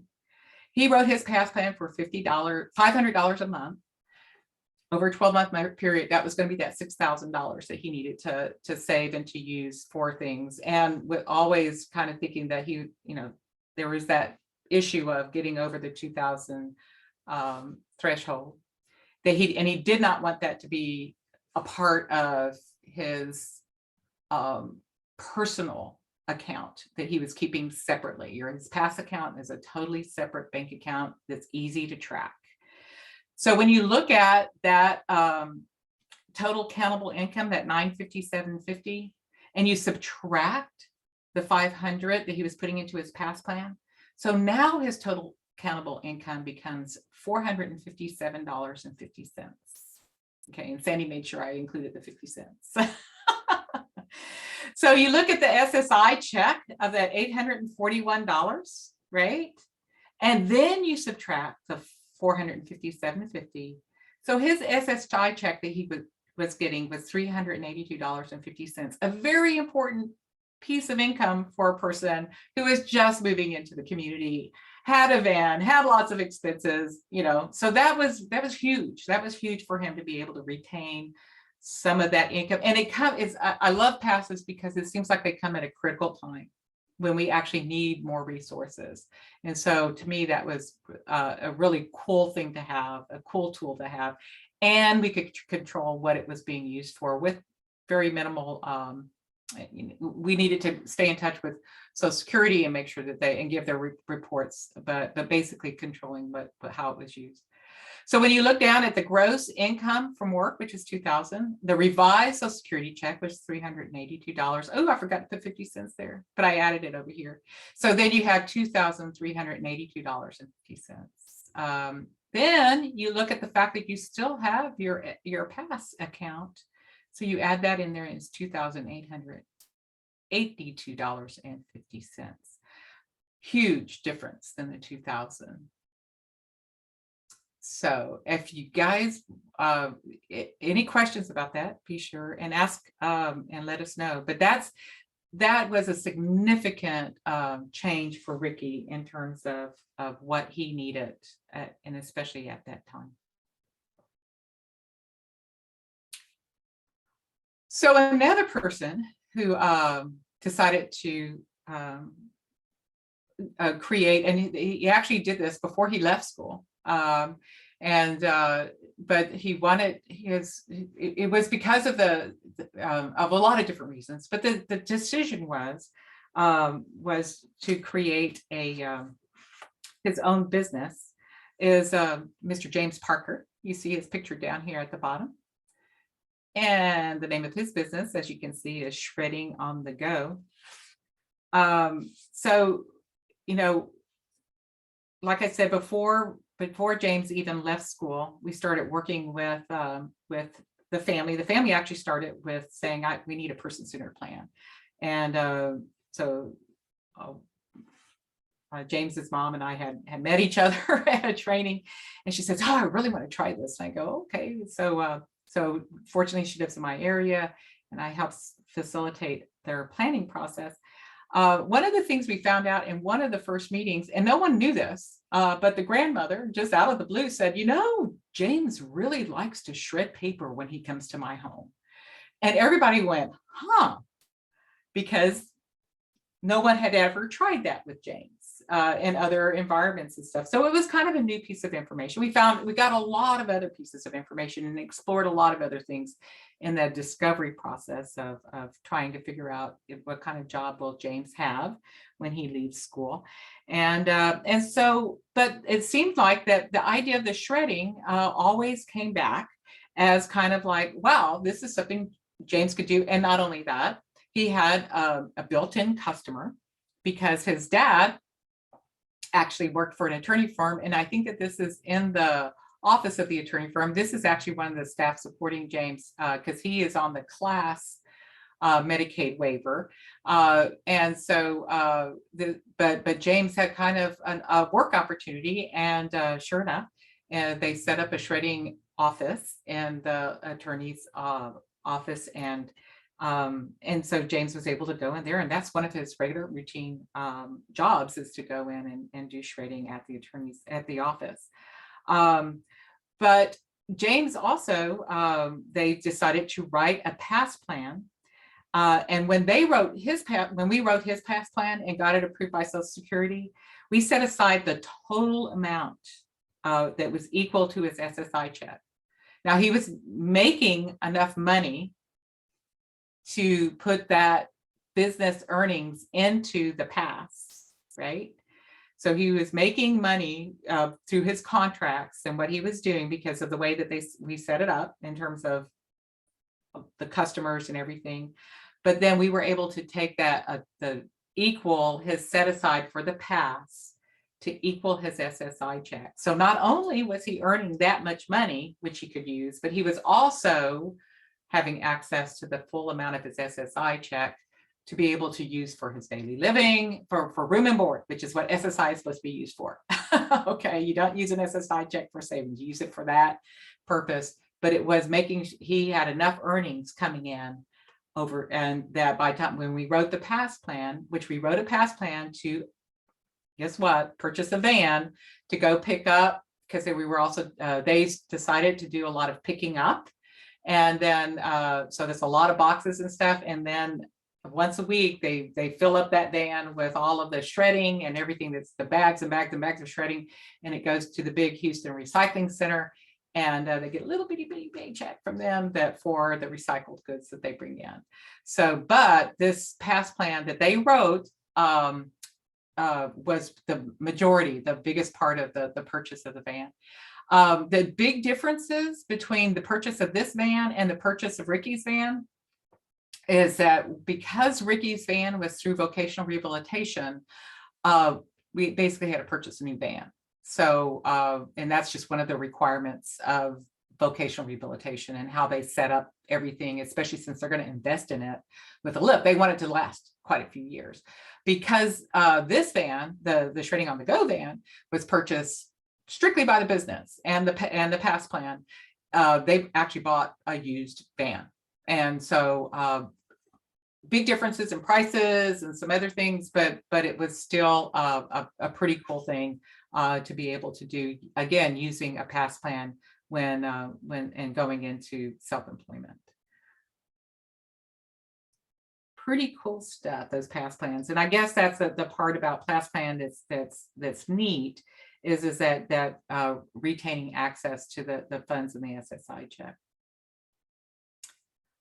Okay, so much for pass. The next benefit that you would have a lot of control over, and this is not a benefit, I said the wrong word there. This is actually just is a resource that we are also using with several individuals. My understanding from our benefits counselors is that more and more, as people are becoming familiar with the limitations of the resource limit, the 2,000 resource limit, as people are exploring more options in terms of how, one of the issues that came up recently that we immediately jumped into doing was that a person was going to receive some money from a family member. And it was like enough to put him over the resource limits, but not enough to want to go into another resource called special trust, which I'll talk about in just a sec. But so they decided to go with the ABLE plan, which is Achieving a Better Life Experience account. This is a result of national or federal legislation, but each state has their own version.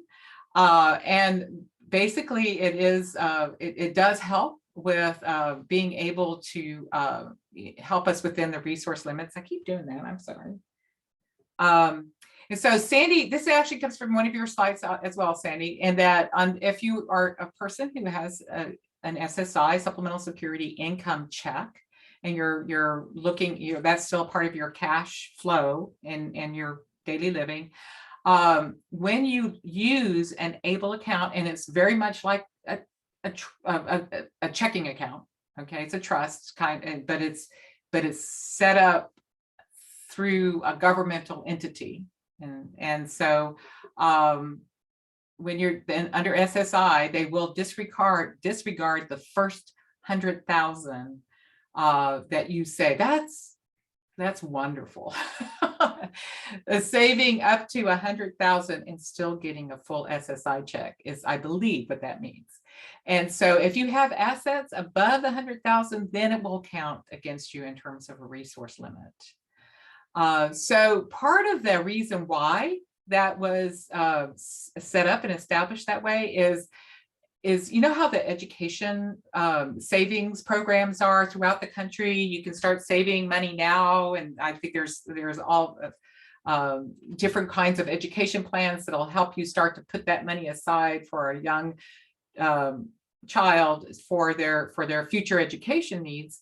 Well, similarly, it was like, well, how can we start to set money aside for our son or daughter with a disability who will have similar needs? They'll still need to have, post-secondary education. They'll still need to have transportation. They'll still need to have housing. They'll still need to have a lot of different needs. So, so this was, in some way, I almost called it the grandparents' bill, because it was sort of like, as a grandparent, I would think, oh my gosh, I finally have a way to contribute to my grandchild's future into an account, and as well as putting earnings into the person themselves may put earnings into this account so that they can save for something that's for them personally. If a person like my brother Ed was using an ABLE account, and he's just under the Medicaid, again, he can save up to 100,000, but then he can retain eligibility without a time limit as long as he's otherwise eligible, which means his disability. So that's an important piece of the Medicaid part, is retaining that eligibility. And that's that health insurance, that long-term services. There is one provision that people who use an ABLE account should be aware of, and that the assets in an ABLE account upon the death of the beneficiary must be used to reimburse the state for Medicaid payments it made on behalf of the beneficiary. So it does, the end result in terms of who is the beneficiary is, and where that any remaining amounts would go to is different. But given how people will use their ABLE accounts, I think for the most part they'll probably use them. So that's the old saying that I have in most of my sports is use it or lose it. So hopefully though everyone dies with a zero in their bank account, so they don't have to worry about it. But here's, we also have a list of what ABLE accounts can be used for to cover. Housing is a huge one, rent and mortgage payments, financial management and administrative services. If we needed that for Ricky, that would be a wonderful thing for him to have. But for many of the individuals that we work with, especially ones that do not have family supports, that is there are a lot of little businesses that have started up to do personal financial supports for individuals. We find that a lot more in the person and services for people who are elderly versus persons with disabilities, but I think you'll see that begin to grow more and more. Our friends at the ARC of Texas talk to us about that a lot. The other purchase may be transportation, either purchasing their own car, or especially in a situation like Ricky where he has his own driver, or public transportation, but kind of pinning that down, giving people access to what they need, education and training, and that includes a job coach. Wow, so we don't really want to go to wait for Medicaid services, or we haven't been successful with our job coach that came to us through vocational rehabilitation. We want to hire this other person. They, maybe different issues. So do you need to hire your own? Do you need to hire the person that is going to help you, and you have these funds that you've been saving and you have access to? Kind of gives you that flexibility. Assistive technology, huge, big piece. I know my brother, who I said earlier has very limited vocabulary, but it improved. It increased by, he probably doubled his vocabulary once he got a cell phone, smartphone, and started talking and calling family members and using that assistive technology to do things. Personal support services and legal expenses are also things that can all be paid for out of the resources that are saved in the ABLE account. So yeah, so I wanted to share with you that there is a Texas ABLE.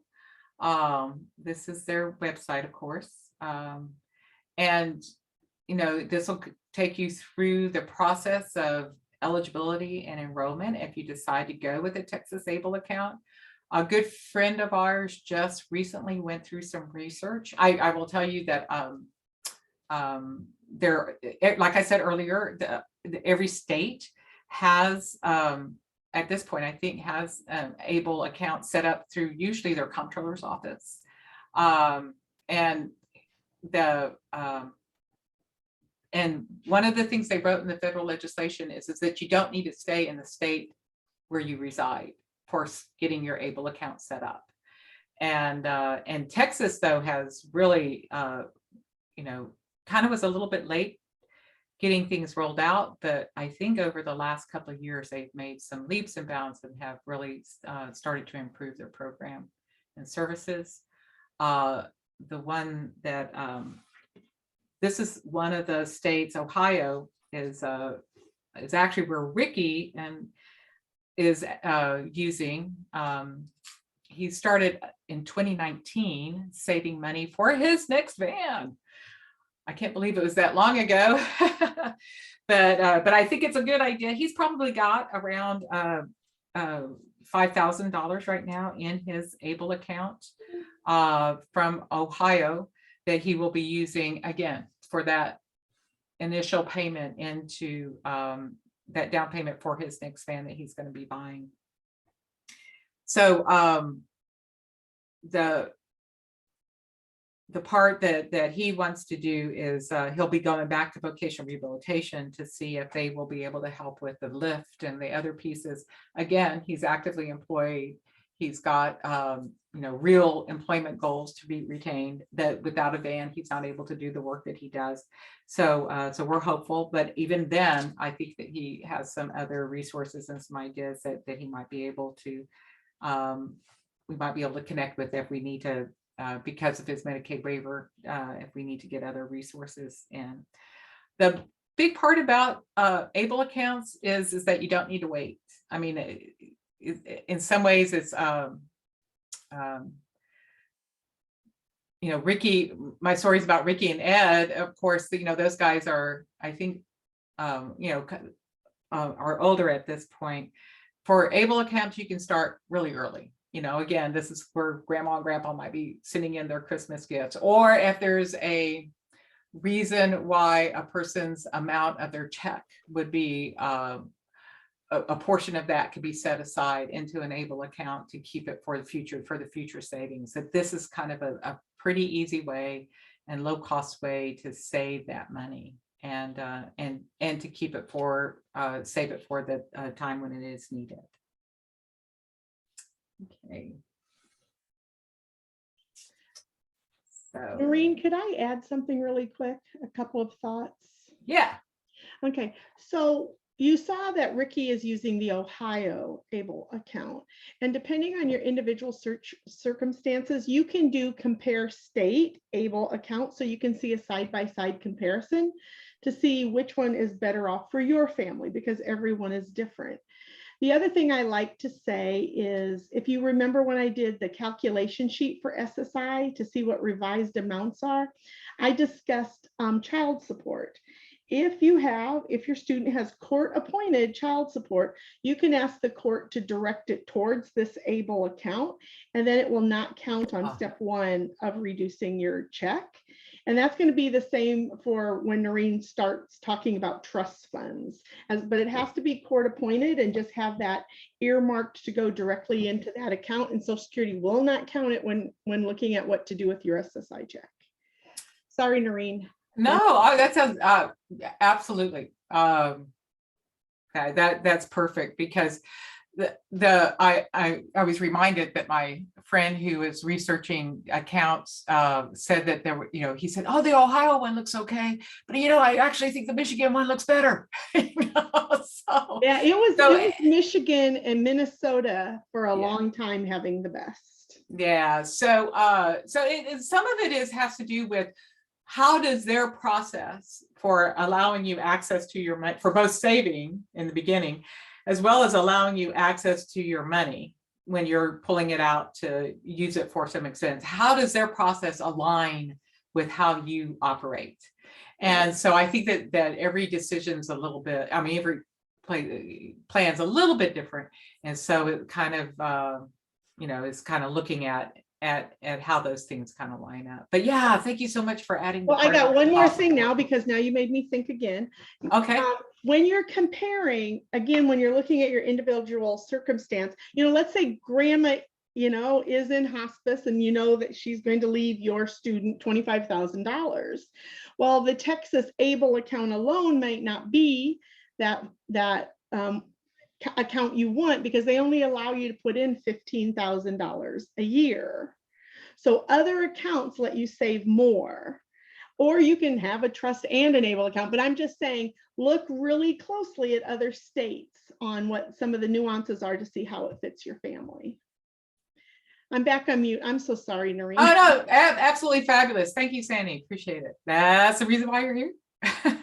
Inviting more voices to the table.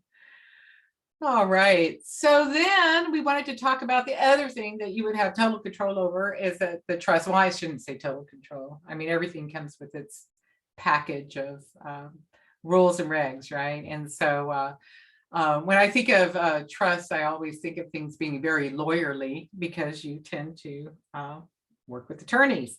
And so our friends from the Arc of Texas, who operate the Master Pooled Trust Fund, kind of are the ones that I go to for information. But there are also other individuals in our communities and special needs trust attorneys that that you can research and find, and in your local community.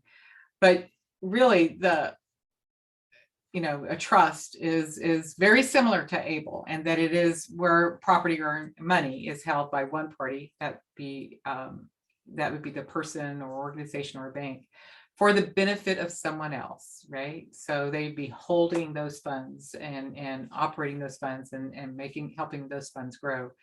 So the beneficiary is the person that the trust is set up to support. And then the trustee is the person or persons who make the decisions about how the money is spent. After my father passed, my mother set up a family trust. It's not a special needs trust, it's a family trust, where first my mother and then my brother are named as the beneficiaries. And that fund has been set up for them. And so there are different ways to set up trust. And I think anytime you go into this area, you would need to explore what the options are and who can give you what you need. I love this slide, so I told Haley I was going to steal it from her. And that's about special needs trust. And that's what is an SNT stands for special needs trust. So what is their superpower? Why are they special needs? and why do they work? And it's because it creates that invisibility cloak towards Medicaid and SSI.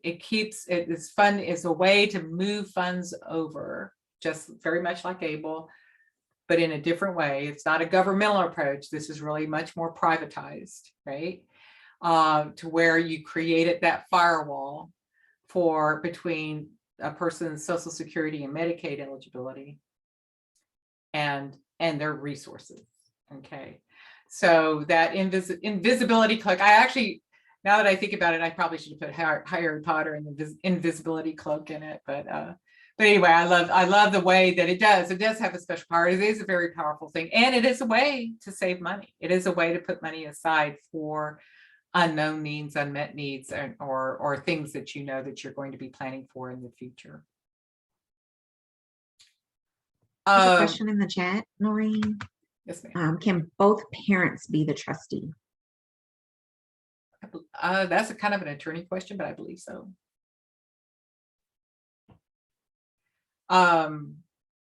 So SSI and Medicaid, those are means tested. So generally you can't have more than that 2,000 in those countable assets. So that's an important goal. When special needs trusts were set up, they were set up, and the availability of special needs trusts, or just trust in general, were set up much, much earlier than when ABLE accounts came by. And when you talk to a person like Haley Greer at the Arc of Texas, she'll kind of go, well, this is the pros and cons, and making a decision between whether or not you should go with a private kind of entity like a trust, or more of a governmental support like like an ABLE account. So these are some of the benefits. Very similar is to provide for a loved one after passing, which is, you know, a major reason why a lot of families do set up trusts for their sons and daughters with disabilities. Oops, sorry. That's my little finger just kind of clicking too much.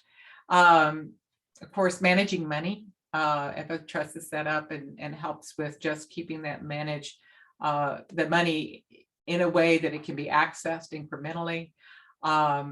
Then the protecting the public benefits, as well as safeguards funds against predators and creditors, which I think is something that we don't always think about, but is actually helpful to consider when we're thinking about the future of our sons, our daughters, our family members, and who is out there to help them.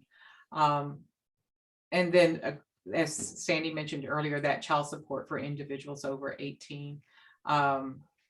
That this is a place for that fund, those funds to go into, so that that SSI check then is counted fully. I kind of like this picture because it reminds me of the block box days of you know, do we have the resources in our lockbox to be able to plan for our future and for our aging. Sandy, do you have something else? Oh, I'm sorry. I was reading a question in the chat. Oh, okay. I maybe have one when you're on your last slide of the trust to just make a few closing comments. Okay, yeah. So the last slide, this is the last slide, the Master Pool Trust.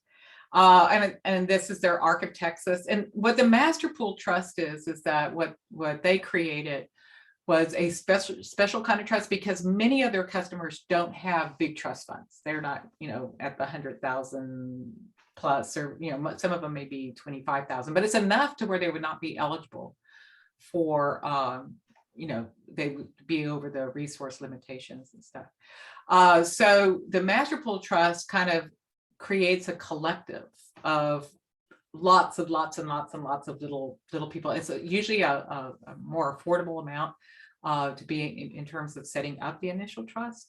And then you benefit by this big pool of people who were in, you know, the pool, you know, of individuals receiving or in part of that trust, to where all of your assets, as they create more income, you benefit from that income. And so of the larger amount of money, as opposed to a small amount and a small savings that you might put somewhere else. But so that's so this is a little bit of information. I thought it was interesting that you know, you could look at their toolkit, how they operate. But again, there are, you know, I know attorneys in every area that actually create trusts and special need trusts as well.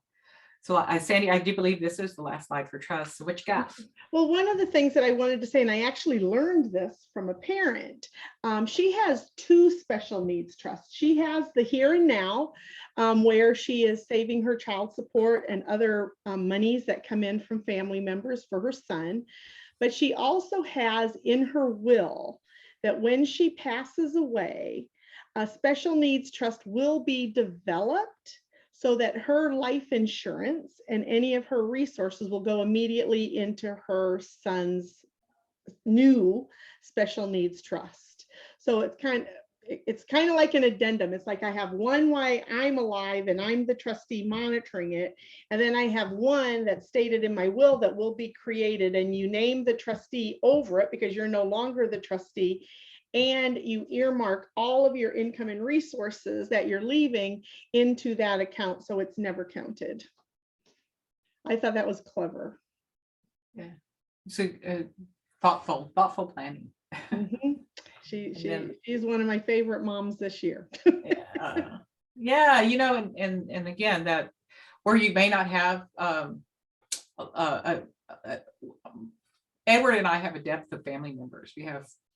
There were 10 children in our family, so the trustees named in my mom's trust account and stuff are you know, we've got resources. So and so but not everybody has that, you know. Yeah. So creating that circle of support, so you know who to trust and who will help with making those decisions, and those are scary things as well. So I think when I talk with people like Haley Greer or you know, the other people that, you know, like Debbie Wilkes and I frequently get into conversations about the money parts and the trusts and the able accounts. And, I shared with you stories about Mr. Shipman as well. So, who will help in the long haul for those decisions, and of course, Ricky has to create his circle and as well. But, they're really, really cool tools. I think thinking ahead like that, and especially, we have a very young audience. And so this is really very, very timely and very cool. So, Great.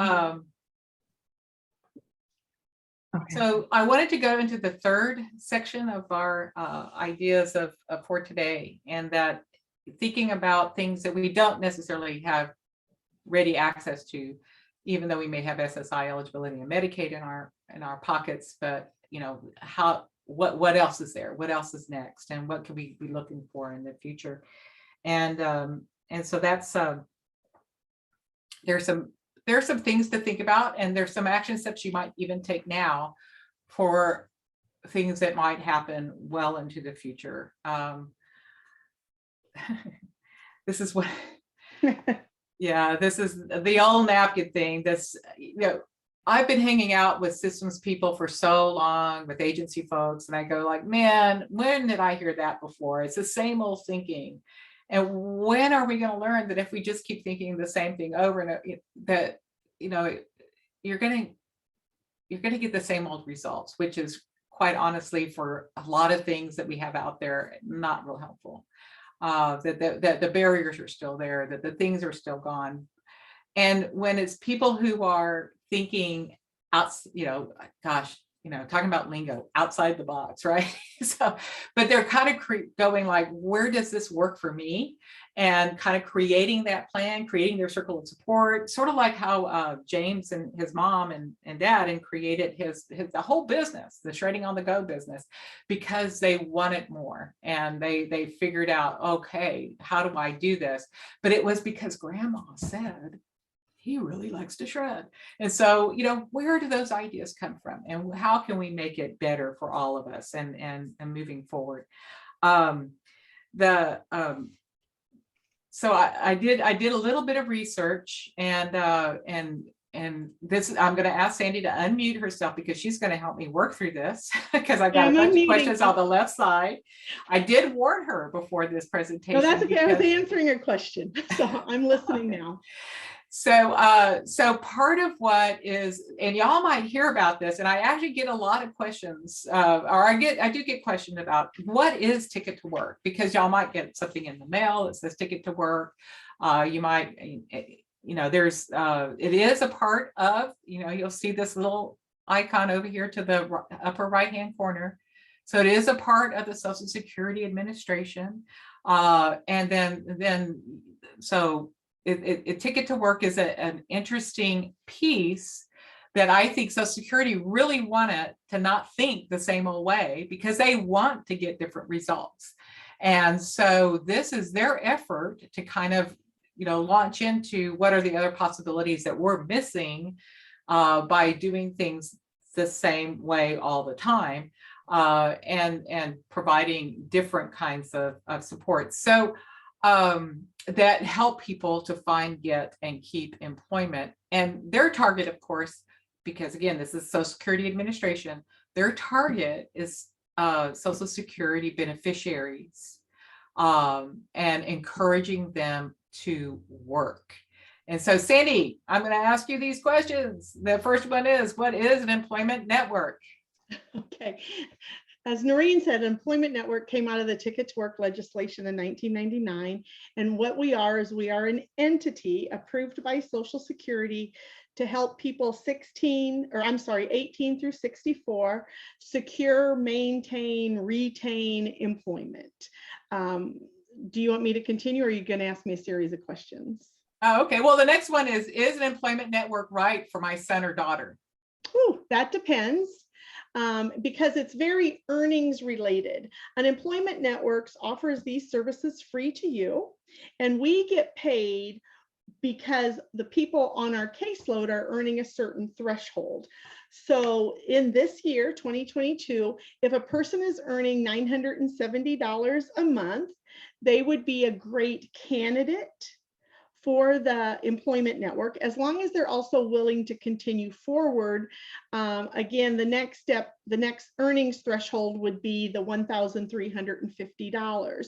So if your student is earning less than that, they're probably not a good EN candidate. But if they are earning or project to earn that, they would be a good candidate for the EN, which is really good because, you know, we develop a plan with them. We provide them coaching, training, you know, helping again with employment things. But also if you have a student who is kind of medical improvement possible, or they could work enough that Social Security might say, well, you really don't have a disability. The employment network protects you from having that medical CDR to see if your student has medically recovered. So as they go into adulthood, and they're able to earn above those limits I said, an employment network will stop Social Security from doing that medical review until they have reached the end of their time with us, which could be 5 to 7 years, or they stop working with us. But as long as they're part of that employment network, it really gives them a good buffer in keeping their check as they continue to try to work. Did I already answer more questions than you're going to ask me? No, actually, you did start, you kind of answered the next one, which how does the employment network help me find, get, and keep a job? Yeah, I mean, it's very similar to other employment agencies. You know, we look to see what your strengths are. We look to see what your needs are. We look to see what's available in your community and help you with your resume, with your interviewing skills, kind of walking you through that process of securing employment. We also, here at Imagine, not all employment networks do, but Imagine Enterprises is an employment network. We look closely at your benefits because we are all very trained in the benefits field. So we will do a benefits plan for you. So you know, accepting this job, what does that mean to my benefits? We also help you report your wages timely so you don't get an overpayment, as we discussed earlier. And again, that medical CDR protection is huge. Thank you. So then the last question, I'll make a statement before I ask this last question. The largest employment network in the state of Texas is actually vocational rehabilitation. Yes. They I'm sorry. I thought you were going another direction. Go ahead. Yeah, they are actually an employment network also. They have goals that they want to reach with Social Security in terms of the number of beneficiaries who are actually going back to work. And so the idea of eligibility is kind of an interesting for services, whether it's employment network or vocational rehabilitation. So the last question does an employment network, or the acronym is EN, and so sometimes that gets thrown at you. That's what that means, employment network. Does the employment network have to work with anyone who calls them or is referred to them for their services? Another way to say that is, how do you determine eligibility? And you probably touched on that a little bit already. Sure. Well, first of all, as I said earlier, the employment network and being a part of the employment network is voluntary on both sides. You know, a beneficiary may interview us and not choose us, and that's fine. That's their choice. They can move on. Or if they're not earning at a level where we feel we would ever get a payment, we may not choose them. As Noreen said, VR has 2 options. They can get their regular cost reimbursement for offering services to them, or they can also be an employment network. We can take, with proper consents, their Social Security number and plug it into our portal through the employment network to see if their ticket is already assigned. Noreen, I don't know if I answered your question. Yeah. I did. Okay, good. I think so. And if there's other questions, I'm sure. We don't have a shy audience. Yeah. Since we kind of have a shy audience, I'm going to take it a step further. We also work hand in hand with Social Security because we can provide an after VR benefit when VR is mandated by their policy to close someone who's working at a certain threshold after 90 days. But that person may still have support needs, be it whatever it is, individualized. And they still need help, but VR has to close them. There is a way of VR referring them to us. It's called Partnership Plus. You don't really need to know that. But again, we can then open them and continue to follow them along under our employment network. Yeah. Complicated. Yeah. It's But VR. it does, for some people it works, and it's always worth exploring is what I share with folks. So kind of a different way, a different approach that Social Security has taken.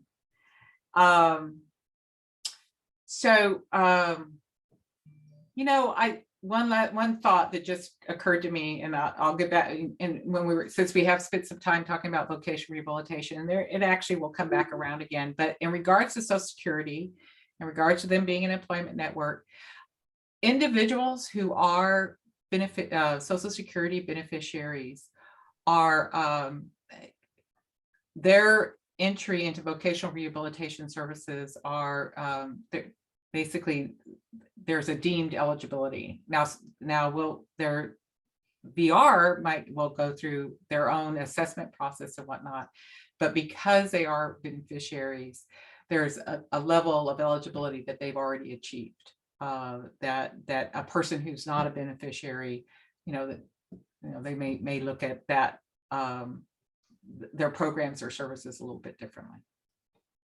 Okay. All right. So, employment network, big stuff. This is a little bit different, taking another turn. This actually comes from a website called Navigate Life in Texas. This video that you'll be seeing is about services in the Texas Health and Human Services rubric. So it'll get into talking about supporting individuals with disabilities in our home communities. But I wanted to, if you haven't already, and I don't think I actually saw this website in any of the other information, but this is a little vignette about connecting with other parents. Again, that networking piece to me is the circle of support. It's all the things that we do to keep people together. But this is like an interesting video and an interesting perspective in terms of what we have or who, for decisions in front of us. So here we go. Uh-oh. There we This is go. why I'm making pizza, Alan, right? Because I know you love pizza. Thank you. You're welcome. It is important to connect to other parents because sometimes when you are so busy taking care of your kids, sometimes you don't realize that it is also important to make connections with somebody who understands what you're going through. So I think it is important for us just to have that connection and feel like we can have typical life like any other family. You were distracted. There must have been just trying to get through every day was very challenging. So I really didn't have time to even stop and think about what did I need as a parent. And everybody would say, well, there have got to be other kids like those out there somewhere. And I'm like, okay, where are they? They're not knocking on my door.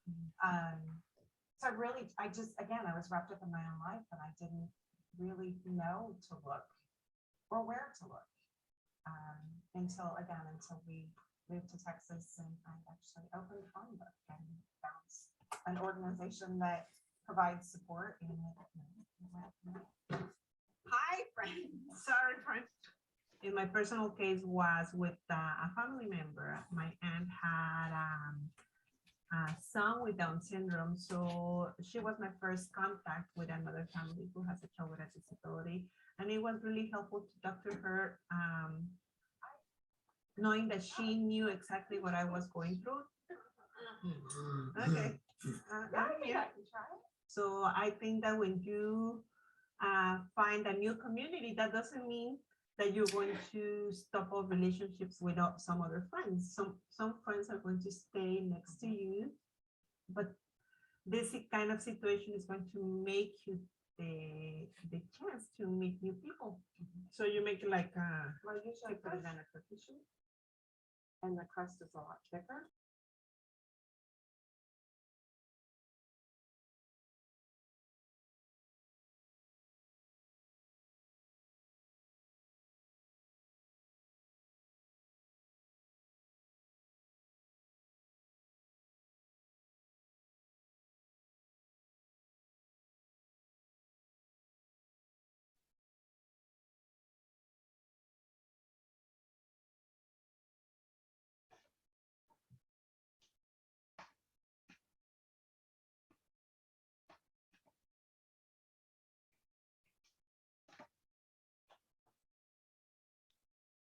Noreen, the audio is not working.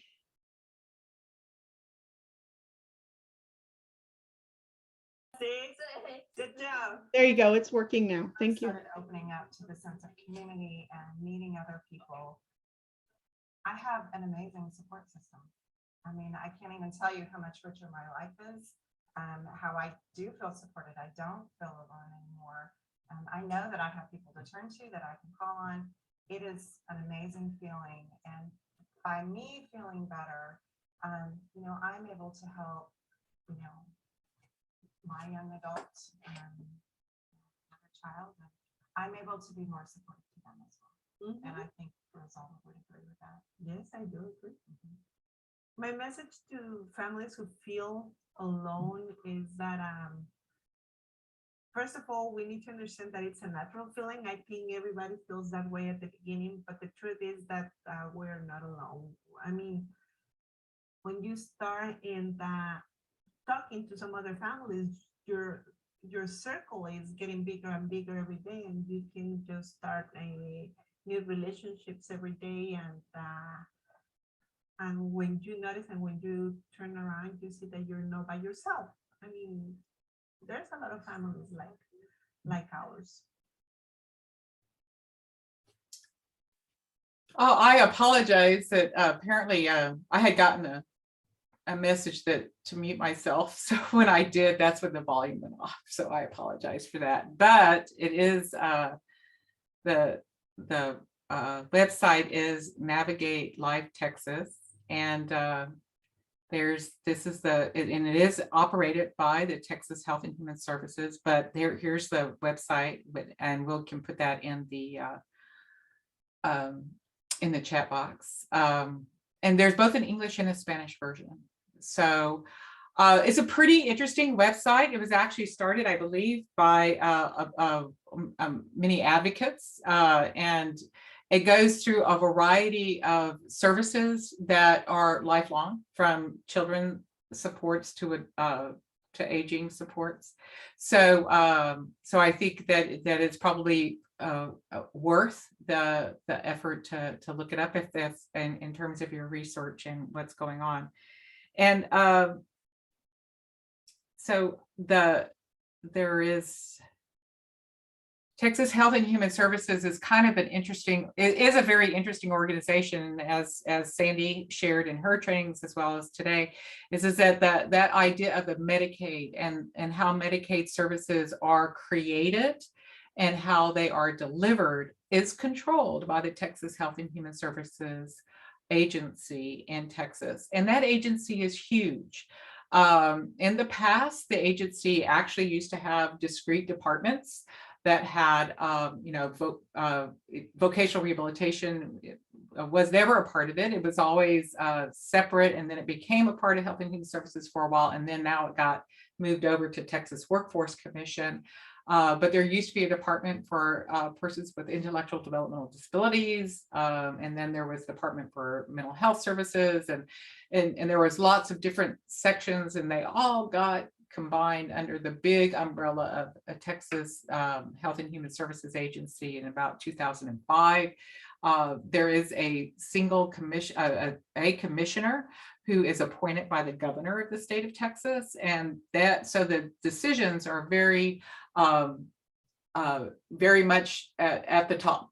And while there are a lot of advisory groups and that do studies and things like that, it is as a governmental agency, it really has it has a big task in front of it, and it covers a lot of different areas. So all of that to say is sometimes it's really hard to find the person that does this decision. And but the Navigate Life in Texas does help with at least getting through some of that process and understanding some of the Medicaid services. I am sure if you're like myself, the idea of the Medicaid waivers actually started as early as 1989. And so they've been with us. They've kind of changed a whole lot. We had actually thought that at one point that people would be moving out of, would have the opportunity for Medicaid waivers, just like my brother Ed, my friend Ricky. I will tell you that Ed finally got his Medicaid waiver services when he was 51 years old. And Mom was very involved in the local community support systems. She's always, she was a member of the local boards. She did a lot of other stuff. So Ed's name has always been out there, but for whatever reason, he never received the Medicaid waiver until he had significant medical issues. And those issues endangered him and going into a nursing home for care if he did not have those issues resolved. And so we went in, and again, as I said earlier, it was the Medicaid waiver that made him eligible for Medicaid. And so our approach to it was really different because of history and a lot of other things.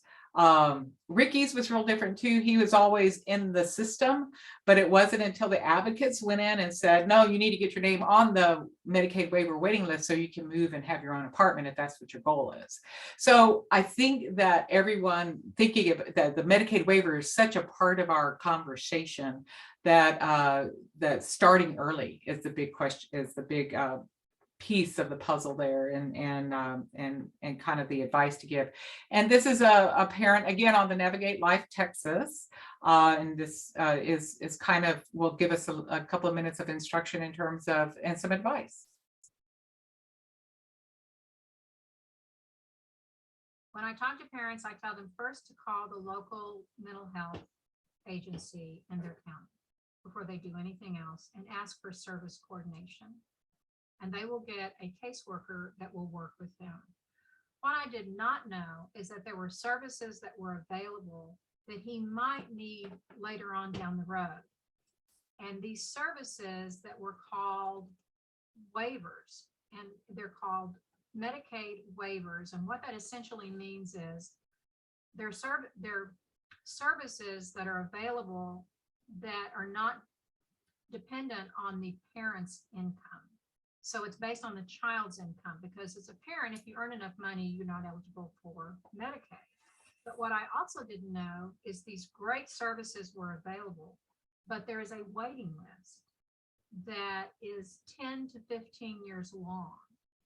And I wish when I was in the hospital after I delivered my son, and he suffered a grand mal seizure, no matter what happened, whether he was okay or not, I wish somebody had come in at that time and said, why don't you go ahead and sign him up for these waivers?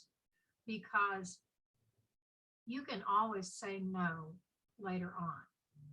Medicaid waivers saved my son's life. And he is in a group home with a couple of other guys. He has his own room. He has care. You have all kinds of options that are available depending on the needs of the person and what the family wants to do. But it is just so important, if there's any indication when that child, the minute you see something or you know something, whether when they're born or a year from then or 2 years from then it is so important to sign them up for every waiver that is available. Absolutely fantastic advice. So I think Sandy just sent me a note that I have about 25 minutes left, and we want to leave some time for questions, which is great. So we have a few more slides to go through, and one of those is just kind of thinking about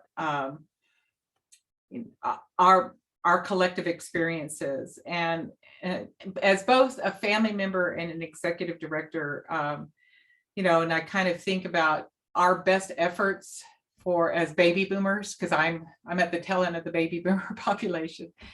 And, we really worked hard to try to create services and supports for people with disabilities to be able to live and thrive and be a part of the community. And so what we do have is that we have some amazing ideas about what it is that we want. We want things, our young adults in schools, for our plans to be student-centered. We want lives that are self-determined, that individuals are making decisions on their own behalf. We want the concept of employment first, which is the concept that, everyone should have the opportunity for a real job. But sometimes those best efforts ending up once you get it into the system, the system ends up being basically, creating so many rules, so many regs, and so much difficulty getting through it that it's annoying, it's overregulated, and quite honestly, somewhat unpersonal. So that what we had hoped for and what we get, it's sort of like, yeah, there's still some really good stuff in that, and I want to get it. But then we got to struggle through it. And again, finding those people, finding the owls, but also finding the people in the system that really know it. In fact, one of my, this is a quote from one of the owls, and she says, the systems don't work, people do. And it's finding those gems, those jewels, and it's the right direct support staff. It's the right teachers. Oh my gosh, the teachers that really know it and they get it and they're going like, yeah, let's push forward because we know we can do this. It's the Social Security staff or the benefits planners who really understand how to work through things, that finding those people and creating those relationships with them, because they're the problem solvers. They're the people that can kind of, and they also have the who in them, and they know they will hopefully help us with problem solving. I will tell you that Edward is, we feel very fortunate because we have probably one of the best case managers in Harris, at the Harris Center. She is a Home and Community Services Medicaid waiver manager. And I know family members who say, I've had 3 case managers in this past year. Well, I've had a case manager, or Ed's had a case manager now, working with him for almost 4 years. And that's just amazing. And it's wonderful. And we're so glad that she's still with us. But those case managers, there's just a lot of pressure on them. There's a lot of work that they have to do, and sometimes it's so figuring out ways that I'm going to make her job easier, because I don't want her to ever leave. I mean, she really does help with some incredible decision makings and getting us through, maneuvering through that system. For lack of a better way to describe it, I think Ricky must have a guardian angel at the Social Security office, because he's an amazing Social Security worker that has done amazing work with his benefits and kept us on track and helped us resolve problems, so that when all those tools that Sandy shared with you and the tools we've shared today, most Social Security employees don't know those. They need to go to a specialist within their system that knows how to apply those rules and knows how to get those decisions made. So again, it's the people. And so many times I talk about, when I talk with my friends, that it's they're the ones in the belly of the lion that are making things work for us. So they're pretty incredible folks. So for those of you that are going to be looking at their sons or daughters, or if they're already on supplemental security income and receiving Medicaid, there is a service that you might be able to tap into now that you may or may not be already attached to. So if you, and I'm not talking about the traditional Medicaid waivers, my brother Ed, they changed how they label things. And so under the traditional Medicaid waivers, Community First Choice was introduced. This is Community First Choice for people who are in managed care only. They're not getting a Medicaid waiver. They are getting, the traditional Medicaid services and from the managed care organizations like AmeriCorps and United Healthcare and Superior and Texas Children's down in our part of the state. So this service, Community First Choice, is attached to that Medicaid eligibility that comes with SSI. And it is attendant and habilitation. This is how it's described on the Texas Health and Human Services system, attendant and habilitation services for people with disabilities. And they call it the Star Plus Medicaid coverage. So if you're familiar with those words, there are these services that you might also have the ability to access if you don't have them already under Community First Choice. So most of those are delivered at home or all of them are delivered at home or in the community, but they could be daily living and health related tasks, just doing personal training. creating backup systems like for respite if you need it, and then also if you're using a consumer directed services option, how to train your own attendants that come into your home. All right. So a couple of little slides, and then I'm going to leave the last 15 minutes or so for questions and answers. Y'all may have seen this in Sandy's slides, the Imagine Enterprises, and I know the Education Service Center staff, Carla and Yada, that they are very pro-employment. To us, to work and earn money is one of the most powerful tools for people with disabilities to mature and to be valued as members of our society and our culture. It's just, it's so incredibly important. And it is one of those things that if there are as many different ways as possible to help a person get there.